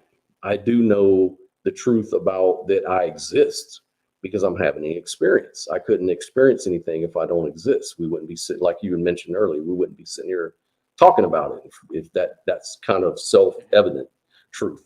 So there's those sort of truths, and those sort of truths are experiential knowings. So you know them by experience. Now, the attribution, though, that's the ontology. So let's say I had made a claim that I was abducted by aliens. I know my experience. I know that I experienced being abducted by aliens. No one can tell me any different. But the ontology is different. When I make that claim that it was from aliens, how do I know that's true? Could it also be that I was deluding myself? Could it be that I was under the influence of drugs, or could that have had something to do with it? Or could it have been some other factor? Maybe I'm schizophrenic, or who knows? There's a lot of different things you can factor in. So the attributions are a little different than the experiential thing, right? So I know I'm experiencing this. And so when it comes to, like, say, being a good person, right, or being happy, you only know when you're happy, right? You know when you feel positive. You know that. And if this being aligned with this belief system makes you happy, you know that to be true. I can't take that away from you. And so maybe your attribution in my eyes may be that the Christianity isn't necessarily true ontologically or metaphysically. It may be true enough. It may be true that it helps you feel better. It may be true that you think it's true. You know, that's what I mean by truth. So there's different ways we can speak of it. So I think it's more important that, and again, we're talking about morals and ethics, right? So if something is promoting good behavior, you know, what I would, and see, here's another question, and you're a Calvinist, so that should probably ring some bells in your mind, like who is to decide what's good behavior? Who's to decide what's really moral, you know? And we can think we're moral, but are we really? You know, like, are we really moral? You know, who are we to say that? Could we be judging the past, for example? Like someone might say, well, I think that the way people spoke and behaved back in the 19th century was just immoral. Well, back then they didn't think that, right? They thought people back in the 12th century were immoral. And then they graduated into that level. And maybe they would think the way we're thinking is immoral. But then we're thinking that because culture and morals change over time, you know, our conception. So are we really being moral, or are we just subjectively thinking we're being moral? Right. That's a good question, and it's one that I'll invite you to explain. Maybe you can explain your view on that. Yeah. Well, you know, as far as my thinking about morality, I'm of the opinion that God is philosophically necessary in order to account for morals. And so I would also say that part of my ability to believe in the resurrection stems from my ability to believe that God exists. And that when you believe that God exists and you have a narrative flow that's relevant in regards to like morality, then the resurrection makes sense, not necessarily in the sense that it doesn't happen very often, so it doesn't make sense there, but it does make sense because it's relevant. So yes, I believe that morals are real. I believe that people try to justify themselves, and that's an innate thing that people aim to do. But I believe that without people even claiming it, the reason for why they do that is because there is this sense that morals matter. And for me, how I rationalize that morals do matter is that I have a belief in God, and I can account for my morals that way. And that the resurrection actually allows me to substantiate those morals further, because by the claims that Christ made, and then by the resurrection that he accomplished, I can be more sure that how I'm accounting for morality is correct, because I'm accounting for them on the basis of this event. And that's one of the other reasons why I think Christianity is compelling. It's one of the only ways that I know of, if not the only way that I know of, where you have something claimed to happen historically that rationalizes or comes up with a rational way to account for my innate sense of morality. So even if the resurrection seems very unlikely, the resurrection actually accomplishes something for me rationally. What? Okay. And how do you understand the res? Yeah, I understand what you mean. But I was gonna, just for a little more clarification, just to be sure I understand you correctly. When you think of the resurrection as something that, or actually say, let's go beyond that. Let's say the sacrifice of Jesus Christ. Do you view the sacrifice as God atoning for our sins, or do you feel like he bought us out of sin, or was it like a ransom sacrifice, or what is your view specifically? I just want to make sure I get this right. I mean, I guess I would specifically use the word atone. He atones for our sins Atone. in the resurrection. Yeah. So that we become at one. Mm-hmm. Yeah. Yeah, and we're clean in the eyes of God so that he can, okay. So relating this back to morality, was Jesus, now, regardless of purpose and all of that kind of stuff, was Jesus, God, I just lost my thought. That's okay. I've done that quite a few times tonight too.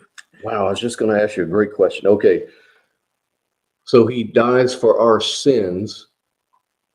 If a person was Jesus guilty of anything? Was he sinless, or was he dying for the guilt of other people, would you say, to be more clear? He would have had to have been sinless, because Okay. the whole relation to Jesus dying for our sins, I mean, it harkens back to the whole sacrificial system of the spotless lamb that takes away the sins of the people. Perfect. That's what I'm. Yeah. So, in principle, it is a moral thing that an innocent person die on behalf of a guilty person, in your view. A willing innocent person, not just an innocent person who is unwilling, but a willing participant, and somebody who can do that. Okay. So, yeah. So Jesus willingly died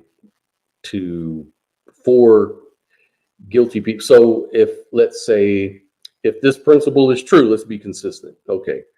Let's say I have a child or something, and they were murdered by someone. This person was going to be up for the death penalty because he murdered my child, and I'm sad about that, and I'm angry about it. Then this other guy comes along and says, no, don't kill him, kill me instead. He willingly did that. Something to me may feel unsatisfied about that. Right. Does that make sense? Well, in that instance, yeah, and I would say that in that instance, the willing participant would have to be the person who was offended. So you would have to be the willing person, because it was ultimately, I mean, you're ultimately the victim along with your child. Something was taken from you, and so in order for the person to be vindicated, the person who was offended is the person who has to offer that sacrifice in their place.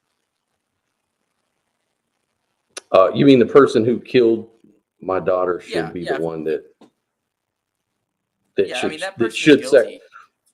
Yeah. No. Like your child was killed, so you're ultimately in charge of laying down justice on this person, let's say. But let's say instead you decide, I'm going to have mercy on this person and bear the justice myself. Nobody else can do that because the offense wasn't against them, it was against you. I see. But the person that I choose to die in behalf on behalf of the real criminal should also be willing.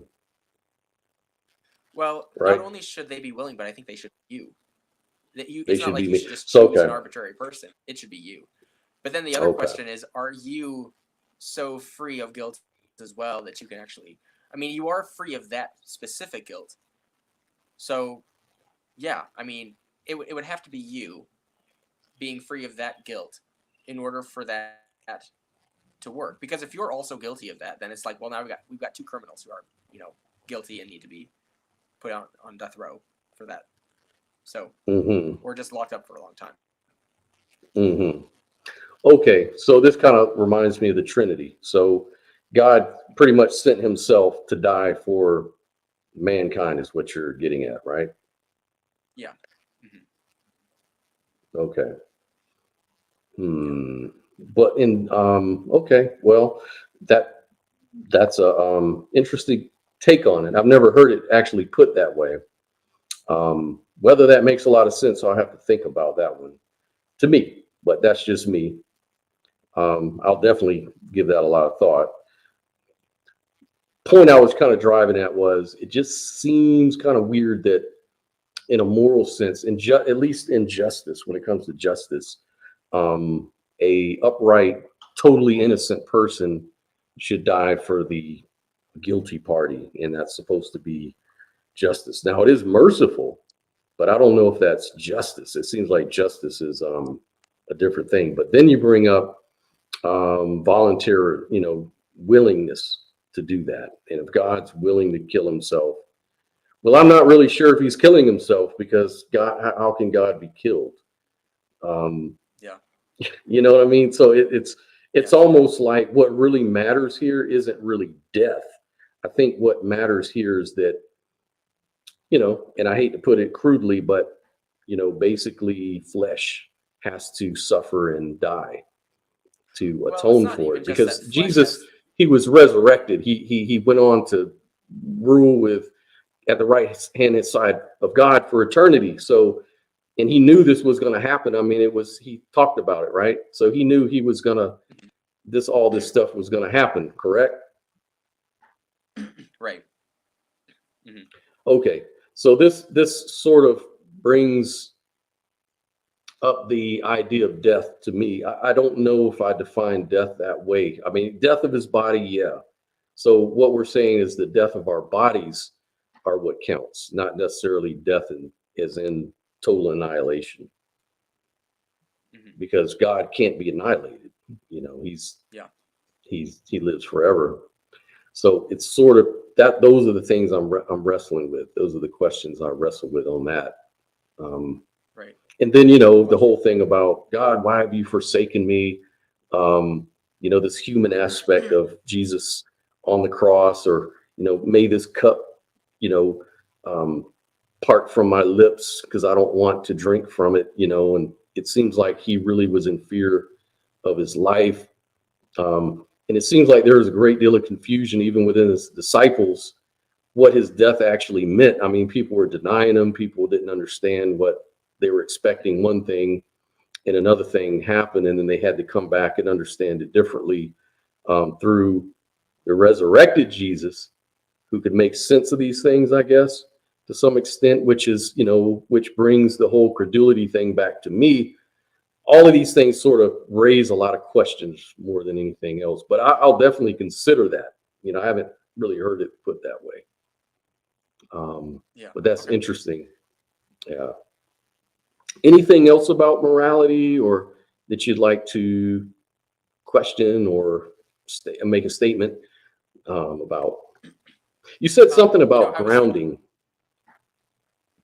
Grounding your morality in something that you can use to account for it. So there's a rational... So you believe...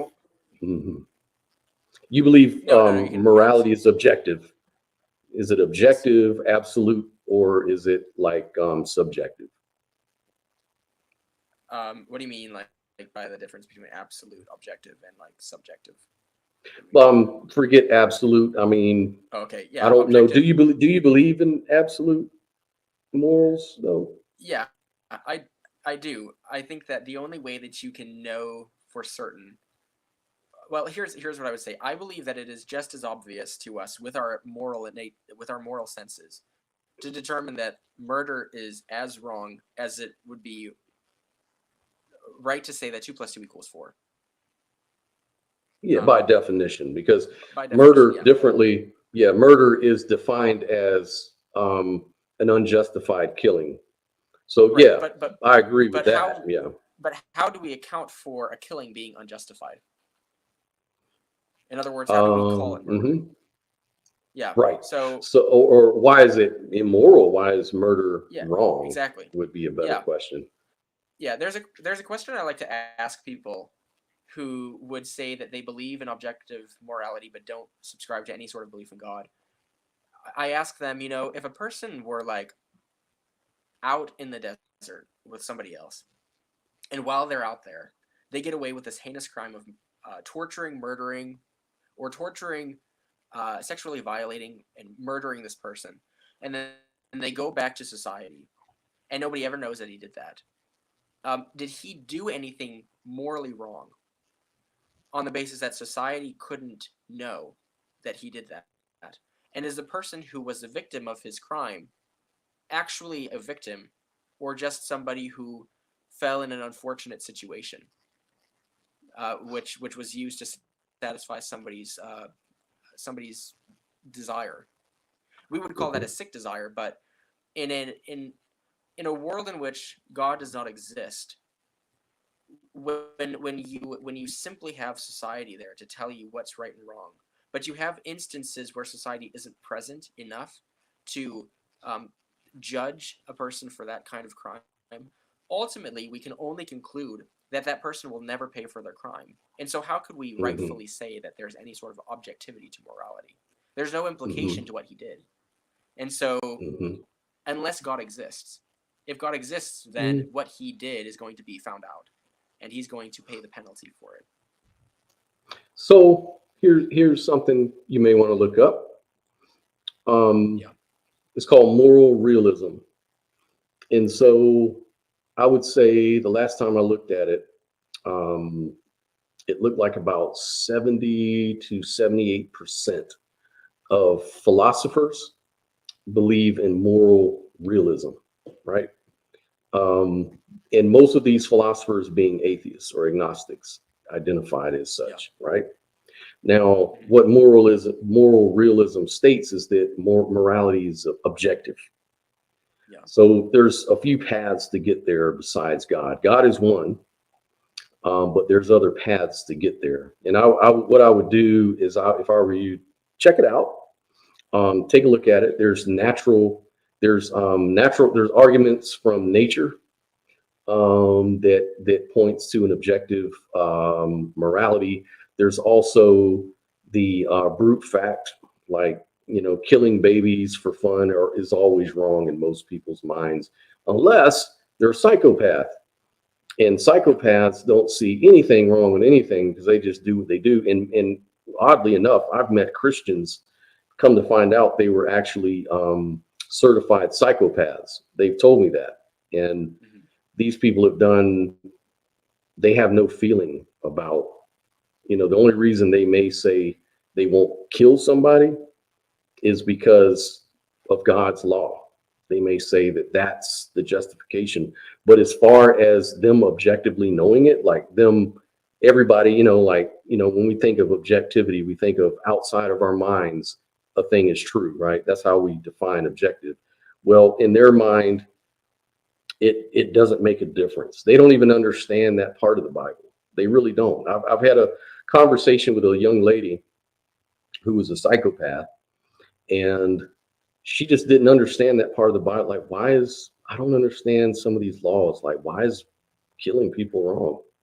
Why, like, what difference does it make? Like, why is raping people wrong? Like, if I got raped, I wouldn't care. I mean, she would say these things, and it's because she's born, her mind is just different. She's just a different sort of person. And so, from their point of view, which is probably a more objective point of view, to be quite honest, because these people don't have the same emotional centers that we do. Our grounding, in my opinion, our understanding of what is morally right and wrong has everything to do with what we don't want done to us. And the reason we don't want it done to us is because we have emotional centers and empathy and different things that we've evolved over time to have, from my point of view, right? So most of society are not psychopaths. Psychopaths make up a very small percentage of population of people in the world. So it's not the norm. But I think that these people are more like what it's like outside of minds, because they don't have that part of the mind that relates to morality. And so that sort of makes me feel like morality is probably subjective, or at least the goals that we have, like the moral and ethical goals we have, are subjective, but there are objective ways to get there. Like, we can say, let's all agree that stealing is wrong. Why would we agree that stealing? Why would everybody agree that stealing was wrong? Obviously, it seems like if stealing was right, people would be happier because I get to go and steal my neighbor's stuff that I really want, right? You would think that. But the problem is, when as societies as people live in societies, we have learned that, well, that means other people can steal from you too. That means people can kill you, they can rape you, they can do all these horrible things that maybe you want to do on other people. So you constrain yourself and you say, hey, I don't want this happening to me, so I'll go along with the rules and play by the game. And that's where our ethics and stuff may come from. Like, there's this, this is in our psychology. But from a psychopath point of view, these things don't exist. They just don't care. They just don't have that same resonance like that, right? So it's a real weird thing. They're very strange people. They don't care if it happens to them, and they don't care that. But most normal people, we build societies because of the way we want to be treated for our own selfish reasons, right? We don't want our kids to be harmed, our loved ones to be harmed, and so we make rules. You can't come and harm me, but that applies to everybody, Yeah. So I think that's where morals and everything is grounded in. That's where it's all grounded. I don't think it's grounded in anything beyond the mind, because if that were the case, even psychopaths would probably understand what morality is. Yeah, but I mean, would you, let's say a person did something wrong, and then, even if the thing that they did wrong wasn't found out, let's say they still had a conviction that they had done something wrong, and let's say that the only way they're going to feel better about it is if they go and confess, and perhaps the confessing leaves them in a state worse than they were before. Some people do that, and they're compelled to do that on the basis of believing that what they've actually done is wrong.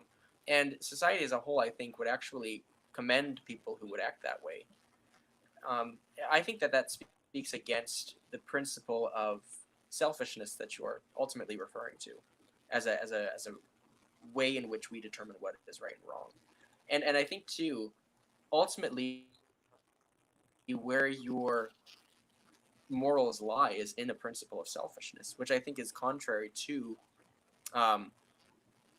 reasons to commend morality as a whole, regardless. I mean, if we all know I'm only doing this for selfish reasons, there's nothing commendable in morality. There's only this, it becomes this sort of negotiation game where I'm going to treat you well because I'm hoping that you're going to buy something for me, that you're going to take something from me, and maybe you're going to, and in the buying, you're going to give me something back. But one of Yes. the things that I find also compelling about Christianity is that it speaks on a much deeper level than I think what you're describing could speak to me when it comes to my innate sense of morality. It's saying I commend a morality that is not based in selfishness, and I commend a morality that is willing to put myself in a lesser place if it means that I'm raising somebody else up to a place higher than they could have been. And that, to me, I mean, when we look at what Christ did on the cross, that's like the ultimate moral play, that you can't outdo that. But it's completely inconsistent with how you are describing the principles of morality. And so It this is seems where like, I say, well, see, I understand that because it seems that way because at face value, it's exactly what I'm saying. So yeah, I understand why you'd say that. What you may want to consider, and usually to convey certain points, I like to use thought experiments. They kind of like drive the points home better. For example, let's say you've got two guys here. You got guy A and guy B. So you got guy A, he goes into a bank, he looks around the bank, he sees all these cameras around. So he knows he's being watched, right? The guy in front of him, um, drops, $100 bill on the ground. The guy looks at the camera and he's like, fuck, I could take this $100 bill and pocket it, man, but it's cameras. So he picks the thing up, taps the guy, hey, here's $100, man. Thank you. All right, and that's guy A. Then you got guy B. There's no cameras. He knows there's no, he works there. There's no cameras, nothing. He's in line. Guy drops the $100 bill. Taps him on the back. Says, hey, man, you dropped your $100 bill. Gives it to him. Now, comparative, who's more moral? The guy being watched or the guy not being watched that gives the $100 back? right, the guy not being watched. Right. There you go. Yes. So why in the world, because this happens all the time. In fact, I've observed myself doing the same behavior. I knew nobody's watching me, and I gave people back, things they'd lost or things I could have pocketed. Like the other day at work, I work in a hospital, right? Sacred Heart Hospital here in Pensacola, Florida, at the main hospital, and guy dropped his wallet, and nobody's watching. And I found his wallet, and I picked it up, and I looked at it. I was just looking to see who it was, but it just happened to be the dude had like $2,000 in his wallet, man. And I went and I gave it to the, I don't know who it was. I couldn't recognize the guy by his license, but I gave the license and the wallet and the money and everything to the security people. There's a desk right there in the middle where it's like a lost and found. And I said, this is the guy, this is thing, contact. Now, why would I do that? Right? Now, I admit that I did it for selfish reasons, right? Mm-hmm. But the selfish reason that I'm telling you is that it makes me feel proud of myself that I did this. I didn't have to be watched. I don't believe in karma. I don't believe God will punish me. I don't believe any of that kind of stuff. I just believe that I have to live with myself, and I'm going to do the right thing if I can. And I'm not perfect. I sometimes I do bad things, especially if emotions get involved. You get angry, you say things you don't mean to say or whatever, But in a case like that, I'm cool-headed. I know what I'm doing. I see this guy with $2,000 drop it on the floor, and I give it back to the lost and found. Why would I do that under my philosophy of selfishness, right? So what I mean by selfishness is that we can't help we can't really help it. We do what we want in everything we do. We do what we want. Now, this is hard to fathom because a lot of people, especially in religions and specific religions, are taught that doing what you want isn't necessarily the right thing to do, and you shouldn't do what you want. What I'm trying to argue for here is that you have no choice but to do what you want. Even if doing what you want, like suppose I go to my kitchen, I'm trying to lose some weight or something like that, and I see chocolate cake and I see an apple, and I say, well, I want that chocolate cake, but I'm gonna instead eat the apple. So did I not do what I want to do? No, I actually did what I wanted to do. I ate the Yeah. apple because I wanted to lose weight, right? So it's just you have to track stuff back. Sometimes we're not conscious of some other things that are preceding those sort of thoughts and those sort of motivations. We're not always aware of it. And especially when we have conversations like that, um, we're at face value, it makes total sense what you're saying. Like if you're selfish, it means you want to do what you want, and what you want to do is whatever makes you happy. But we never ask, what is it that really makes us happy? We think that Mhm. stealing, raping, killing makes us happy. No, that stuff doesn't make you happy. That stuff is going to ruin you. Like doing drugs feels great. I would love to do drugs, but I don't do them because I know that it's not going to help me in the long run. So we have to stop what we maybe one want, and we want to do a greater want. Instead, we have to reason these things out. And so that's what I mean by selfishness is that now there's a lot of people that do live very shallow lives. I'm not going to lie to you. There's a lot of people that will go and steal and do drugs, obviously, and do these things because they have a very shallow life. I mean, that's the best way to put it. And these aren't necessarily atheists that don't believe in God. These can be people that believe in God. In fact, some of these people can do some of the things you may consider immoral in the name of God. So Yeah. it's really a slippery thing. It's not as clear cut as we may imagine, is all I'm saying. Yeah. Yeah. I think too. I mean, this is also. I mean, what you said about you saw the money there and you wanted to give it back to that person because it was going to make you feel good about yourself. I analyze that in the same way that I sort of analyze myself too, and I say, yeah, there's consistency there between the two of us. But why is that consistency there? To me, I think that it speaks to our innate sense of objective morality. Like that's the better thing to do, and if I don't do that thing, I'm going to Could lose a be. sense of peace that I have. Most So philosophers agree with you. yeah, it's a different interpretation of the same thing. You know, we're Exactly. saying Most philosophers agree with you. Most philosophers would not agree with me, actually, as I've come to learn. Most yeah, atheists or agnostic unbeliever philosophers agree more with you than they do me. Because what they agree with is there is this objective fact. That objective fact is we have this sort of innate want that we can't help. That's the object that they're talking about. Your yeah, object is mainly God. But what I'm saying is it's subjective because of the fact that I mean, it's hard for me to argue for objective morality, for one thing. But number two, other people don't see it that way. Other people see it like, you know what, this is the only life you're going to get, man. So let's go and I would agree here. This is why I said that if Christianity well, makes you happier, you should go with that because yeah, obviously them avoiding immorality is going to make them happier in the end.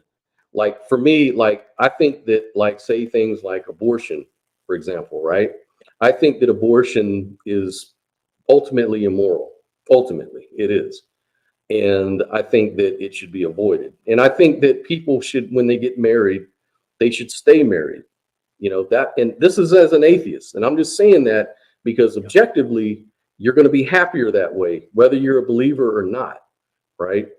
yeah. So that's why I'm saying there's different paths to get to the same Mhm. place that you're Yeah, but you advocating. did say something really. You said a couple of things that were really interesting. I mean, in that last statement, one, you Hmm. said it was difficult to argue for objective morality where you're standing, Hmm. and I think that to me then would speak to the fact that maybe there's an inconsistency there between your wanting to argue for objective morality, but you recognizing reasonably that there might not be as strong of a connection between other things that you believe and that want to argue there.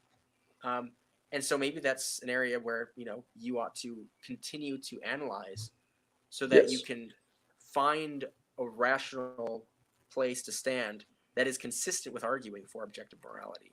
I'm just saying that I understand that the best way to consistently argue for objective morality, seeing as I see objective morality being played out in the people around me and in myself, is that God exists and that He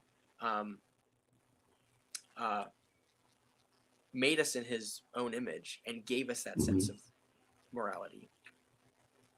You see, I would say that I kind of shifted. Could I say one more thing, actually? Oh, sure, go right ahead. Yeah, the other thing that you said too was like, as long as it makes you happy and you're not doing anything immoral. You said those two things. I would actually push back a little bit and say, is it really happiness? And I think you would agree with this because you also tied in as long as it's not immoral. And so we know that happiness alone is not a good principle to have as a basis for what we do, because we know that some people would enjoy. In fact, I would even say this: it is possible to not be a psychopath and still have immoral desires, and for you to know that those desires are immoral. See, that's the subjective argument.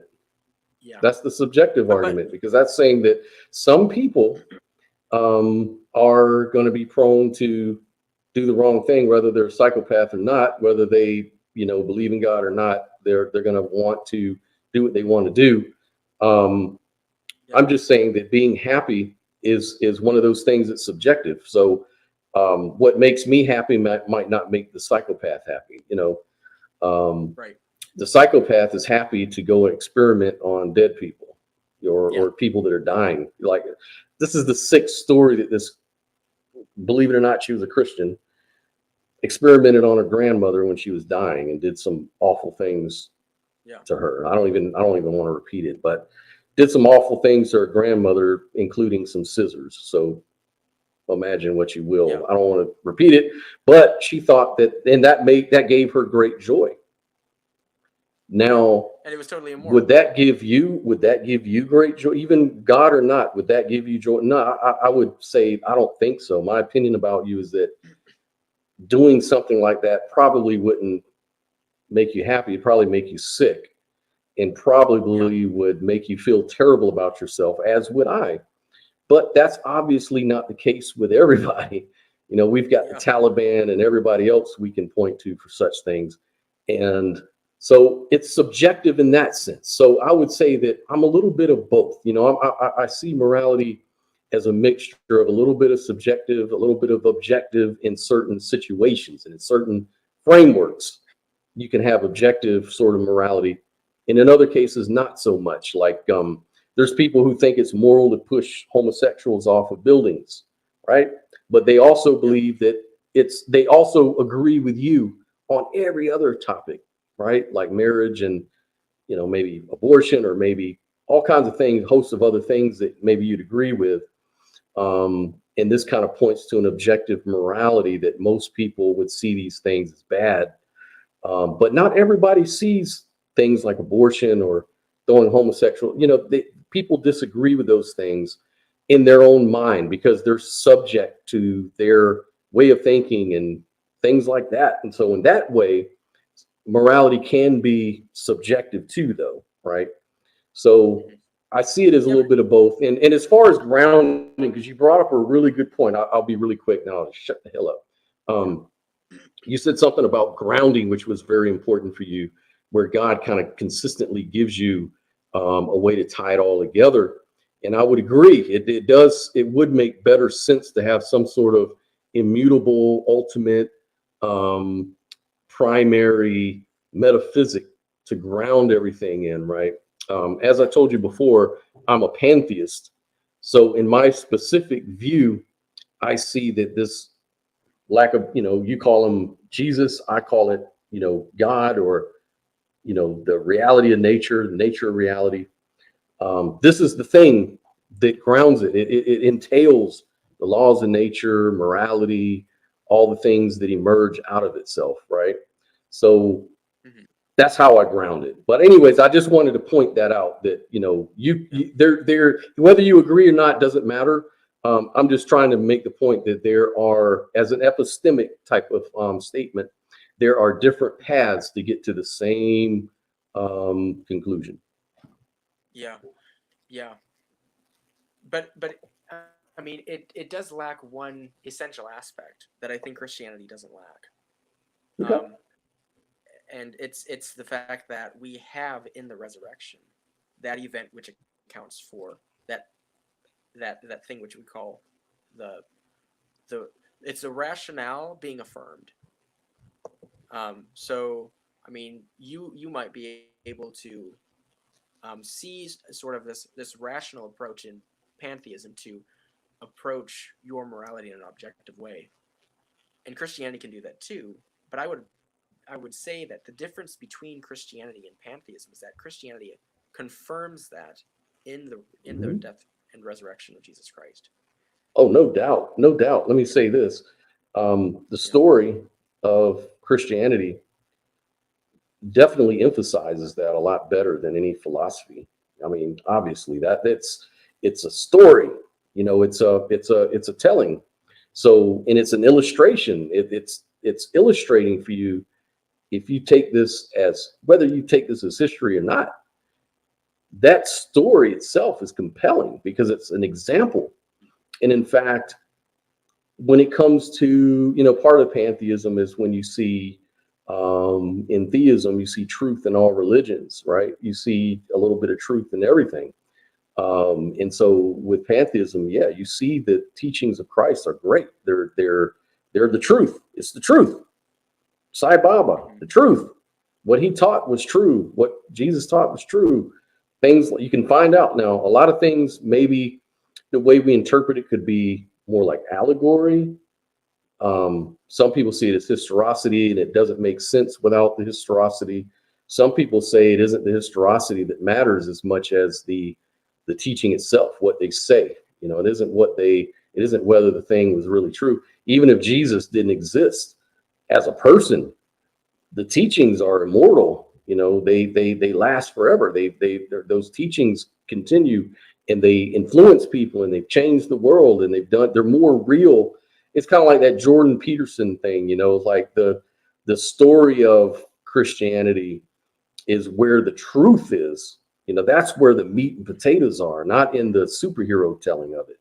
Like in Marvel Comics, it isn't so much the believing that these characters really are able to fly and do these amazing things. It's what is the moral behind it. These are heroes. These are people that are teaching you a lesson, a life lesson. And that's where the truth is. That the value is in that, not in the superhero analogy. That's just part of this. It's all storytelling. That's what storytelling is. Yeah. We humans are storytellers. That's what we do. Yeah. Yep. It never stops. Yeah, and I think that that's another really good point as far as evidences for belief in God. I mean, it's the fact that we understand reality in a narrative sense. Hmm. Um, Yeah. yeah, and I So think how do you say that again though? Break that down to me. How does God, like when you mention God, um, and I think here you're kind of pivoting from necessarily a religious God. Now I think you're pivoting to like the classical ideal of God, maybe. Is that what you mean when you well, say that? morality though is a narrative sort of in and of itself too. I mean, when we write stories, typically the stories are about good against evil. I mean, there. I mean, we go that deep in this innate sense of right and wrong that the stories that mean the most of us are typically stories about how good overcomes evil. Mhm. Um, but one of the things that, and going back to your point, kind of comparing and contrasting how it is we are able to remain consistent about our worldviews is how does good overcome evil in the ultimate sense when good is best understood along the lines of the principle being selfishness. rather than goodness being understood along the lines of the principle being love itself or goodness itself. You know, it's the fact that in Christianity that occurs, but then more than that, even though it is very unlikely that somebody rises from the dead, what Christianity is aiming, or maybe it wasn't even aiming to do this, this was just sort of a consequence of that thing happening, is that it connects all of that into one place. It takes the narrative, it takes the morality, and it takes the true history, and it gives an explanation for all of it, all at the same time. Mm-hmm. And so the fact that it can do that on a very deep and personal level, I am more compelled to believe in the historicity of the resurrection, because it just seems to me that that's just, I mean, it's like what you said earlier. It was hard for you to leave Christianity because it just seems so perfect. To me, that just seems so perfect. And then when you add on the fact that in the early Christian movement, these people were coming to this movement on the basis that somebody raises from the dead is very unlikely unless it actually happens. Mm-hmm. You know, because people, I don't think, are any less aware of the fact in the past that people don't rise from the dead. But if that happens, and if, like in the New Testament, the argument is this is explained by some theological truth and is relevant, then it's like, you know, I have not just reason to look at what this thing is that happened, but also, you know, put my whole life onto it. And so, you know, that's really, I think, very ultimately sort of how I look at Christianity. And I say, this just seems right. Yeah. Look, there's nothing wrong with that. And I would want to mention, are you familiar with the near-death experience? Yeah. Mm-hmm. Okay. So I do a lot of research with near-death experience. A few years ago, I was part of IANS, which is the National Near-Death Experience group. When I lived in California, I used to go to their meetings like every weekend, interview people, talk to them, and really dig deep into near-death experiences from different perspectives, like different religious people, non-religious people, and interview them. And it's at the point now, like YouTube is flooded with their, you know, testimonies and things of that nature. Here's the interesting thing especially from a pantheist point of view. A lot of these, whether they be Christians, Muslims, Hindus, atheists, agnostics, whatever you want to call yourself, whatever labels, religions people are part of, pagans, you know, Wiccans, whatever, they all have like core messages to come back to, right? So part of what they all say is that the religions, you know, God, you know, the atheists might not call him God, maybe we'll call him like this universe or this intelligence within the universe or something. Some people call him God, Yahweh, Jesus, whatever. What they all say is the same thing. Jesus, Vishnu, whoever it is, tells them, your religion didn't matter to me when you're on earth. Those were just tools. Those were just the tools you guys invented to basically come to the same conclusion. What I want you guys to do is love each other. I want you to love on each other and evolve as a species on this planet. That's what the Creator wants. And he says, and you've got Christianity. If you're born in Christianity and you go through that, then that's your path. That's your personal path you're going to take to lead you to me. If you're a Hindu, you were born into the Hindu faith, whatever, atheist, whatever, those things are there to lead you directly to me. And the way you get to me is by showing love and compassion to the world. And it comes in different forms. Could be in, you know, the atheistic, you know, humanism sort of movements that we see in atheist communities. Could be through the church, through different Christian denominations.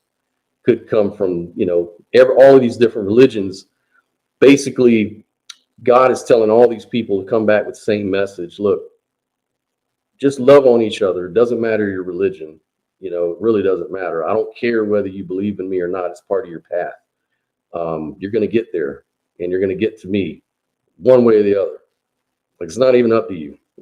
Like, the world is not a courthouse. It's a schoolhouse. You know, it's not a place where you get to judge each other and I get to judge you and everybody goes to freaking hell or whatever. No, what really is going on is I'm trying to teach you humility, trying to teach you to love each other, to become better as a species so that you can become heaven on earth. That's the whole point. So as a pantheist, I kind of resonate with that message. Now, whether all of this is really true, I don't know. I'm agnostic about that. You know, I've studied these indies. I've interviewed all these people. It very well could be that the consciousness lifts off your brain or whatever the case may be, and you live for 5 minutes after your brain dies. It could be that it goes on forever. I mean, if it seems to me, if it goes on for 5 minutes, why would it dissipate? That's very possible. It could be that this is just an illusion, or it could be like memories as you're coming back to conscious. Your brain sort of wants to put stuff together. But what is interesting is that everybody has these core similarities, which doesn't make a lot of sense if that was the case. So there's a lot of questions to this stuff that I have, but irregardless, the message is one that I resonate with. Let's just be good to each other. Let's be kind to each other. Let's make the world better than we found it at the end of the day. And we become in line with our higher self, you know, in that way. Whether Christianity is something you want to take literal or not, it doesn't really matter to me. It should matter to you because you're the person that has to deal with that. And so do you, you know, as long as it, like I said, as long as it's bringing you to be a good person to the world and to make this world a better place, then I'm all for it, man. I don't really care that you believe whatever it is. I don't care if you believe that we came from elephants. I don't care. Like, as long as it makes you a good person and makes this world better, that's where I stand. But at any rate, everything you mentioned today, like especially about that one about the atonement, I really want to take a look at that too and consider everything else you've said. But I really enjoy the conversation so far, by the way. Yeah, I was thinking this might be a good place to stop. Yeah, it is getting pretty late. Yeah. And I think we've covered quite a lot. Yep. I don't know how we could really say much more at this point. I know. Yeah. So, I mean, I'm totally for maybe in the future, continuing to talk, and if something new comes up, we might, you know, have an opportunity to discuss that on a platform like this again. Absolutely, man. But yeah, I enjoy it. Yeah, it was fun. So, thank you for having me on. Yes, sir. It was good. No problem. Yeah. Thanks a lot for coming on, man. I'm glad you came through and so glad to meet you. This is, by the way, guys, this is the first time we've met. So this was all last minute and really, really cool that we were able to pull this off, and hope you guys enjoyed it. You know, subscribe to the channel. I mean, I'm not really trying to really consciously grow this to be anything. I just like to have it here in case I meet folks like Brian that want to meet person to person and have conversations. I'm the kind of person to go to a coffee shop and have these conversations with people, you know. So if I'm not doing that, then why not do it in my living room too, you know? So anyways, guys, I really appreciate it. Thank you so much, Brian, for coming on, man. And we're definitely going to stay in touch. And please let me know of any subjects you'd like to discuss in the future. I'd love to talk to you again, my brother. All right. Yeah, sounds good. Talk to you later.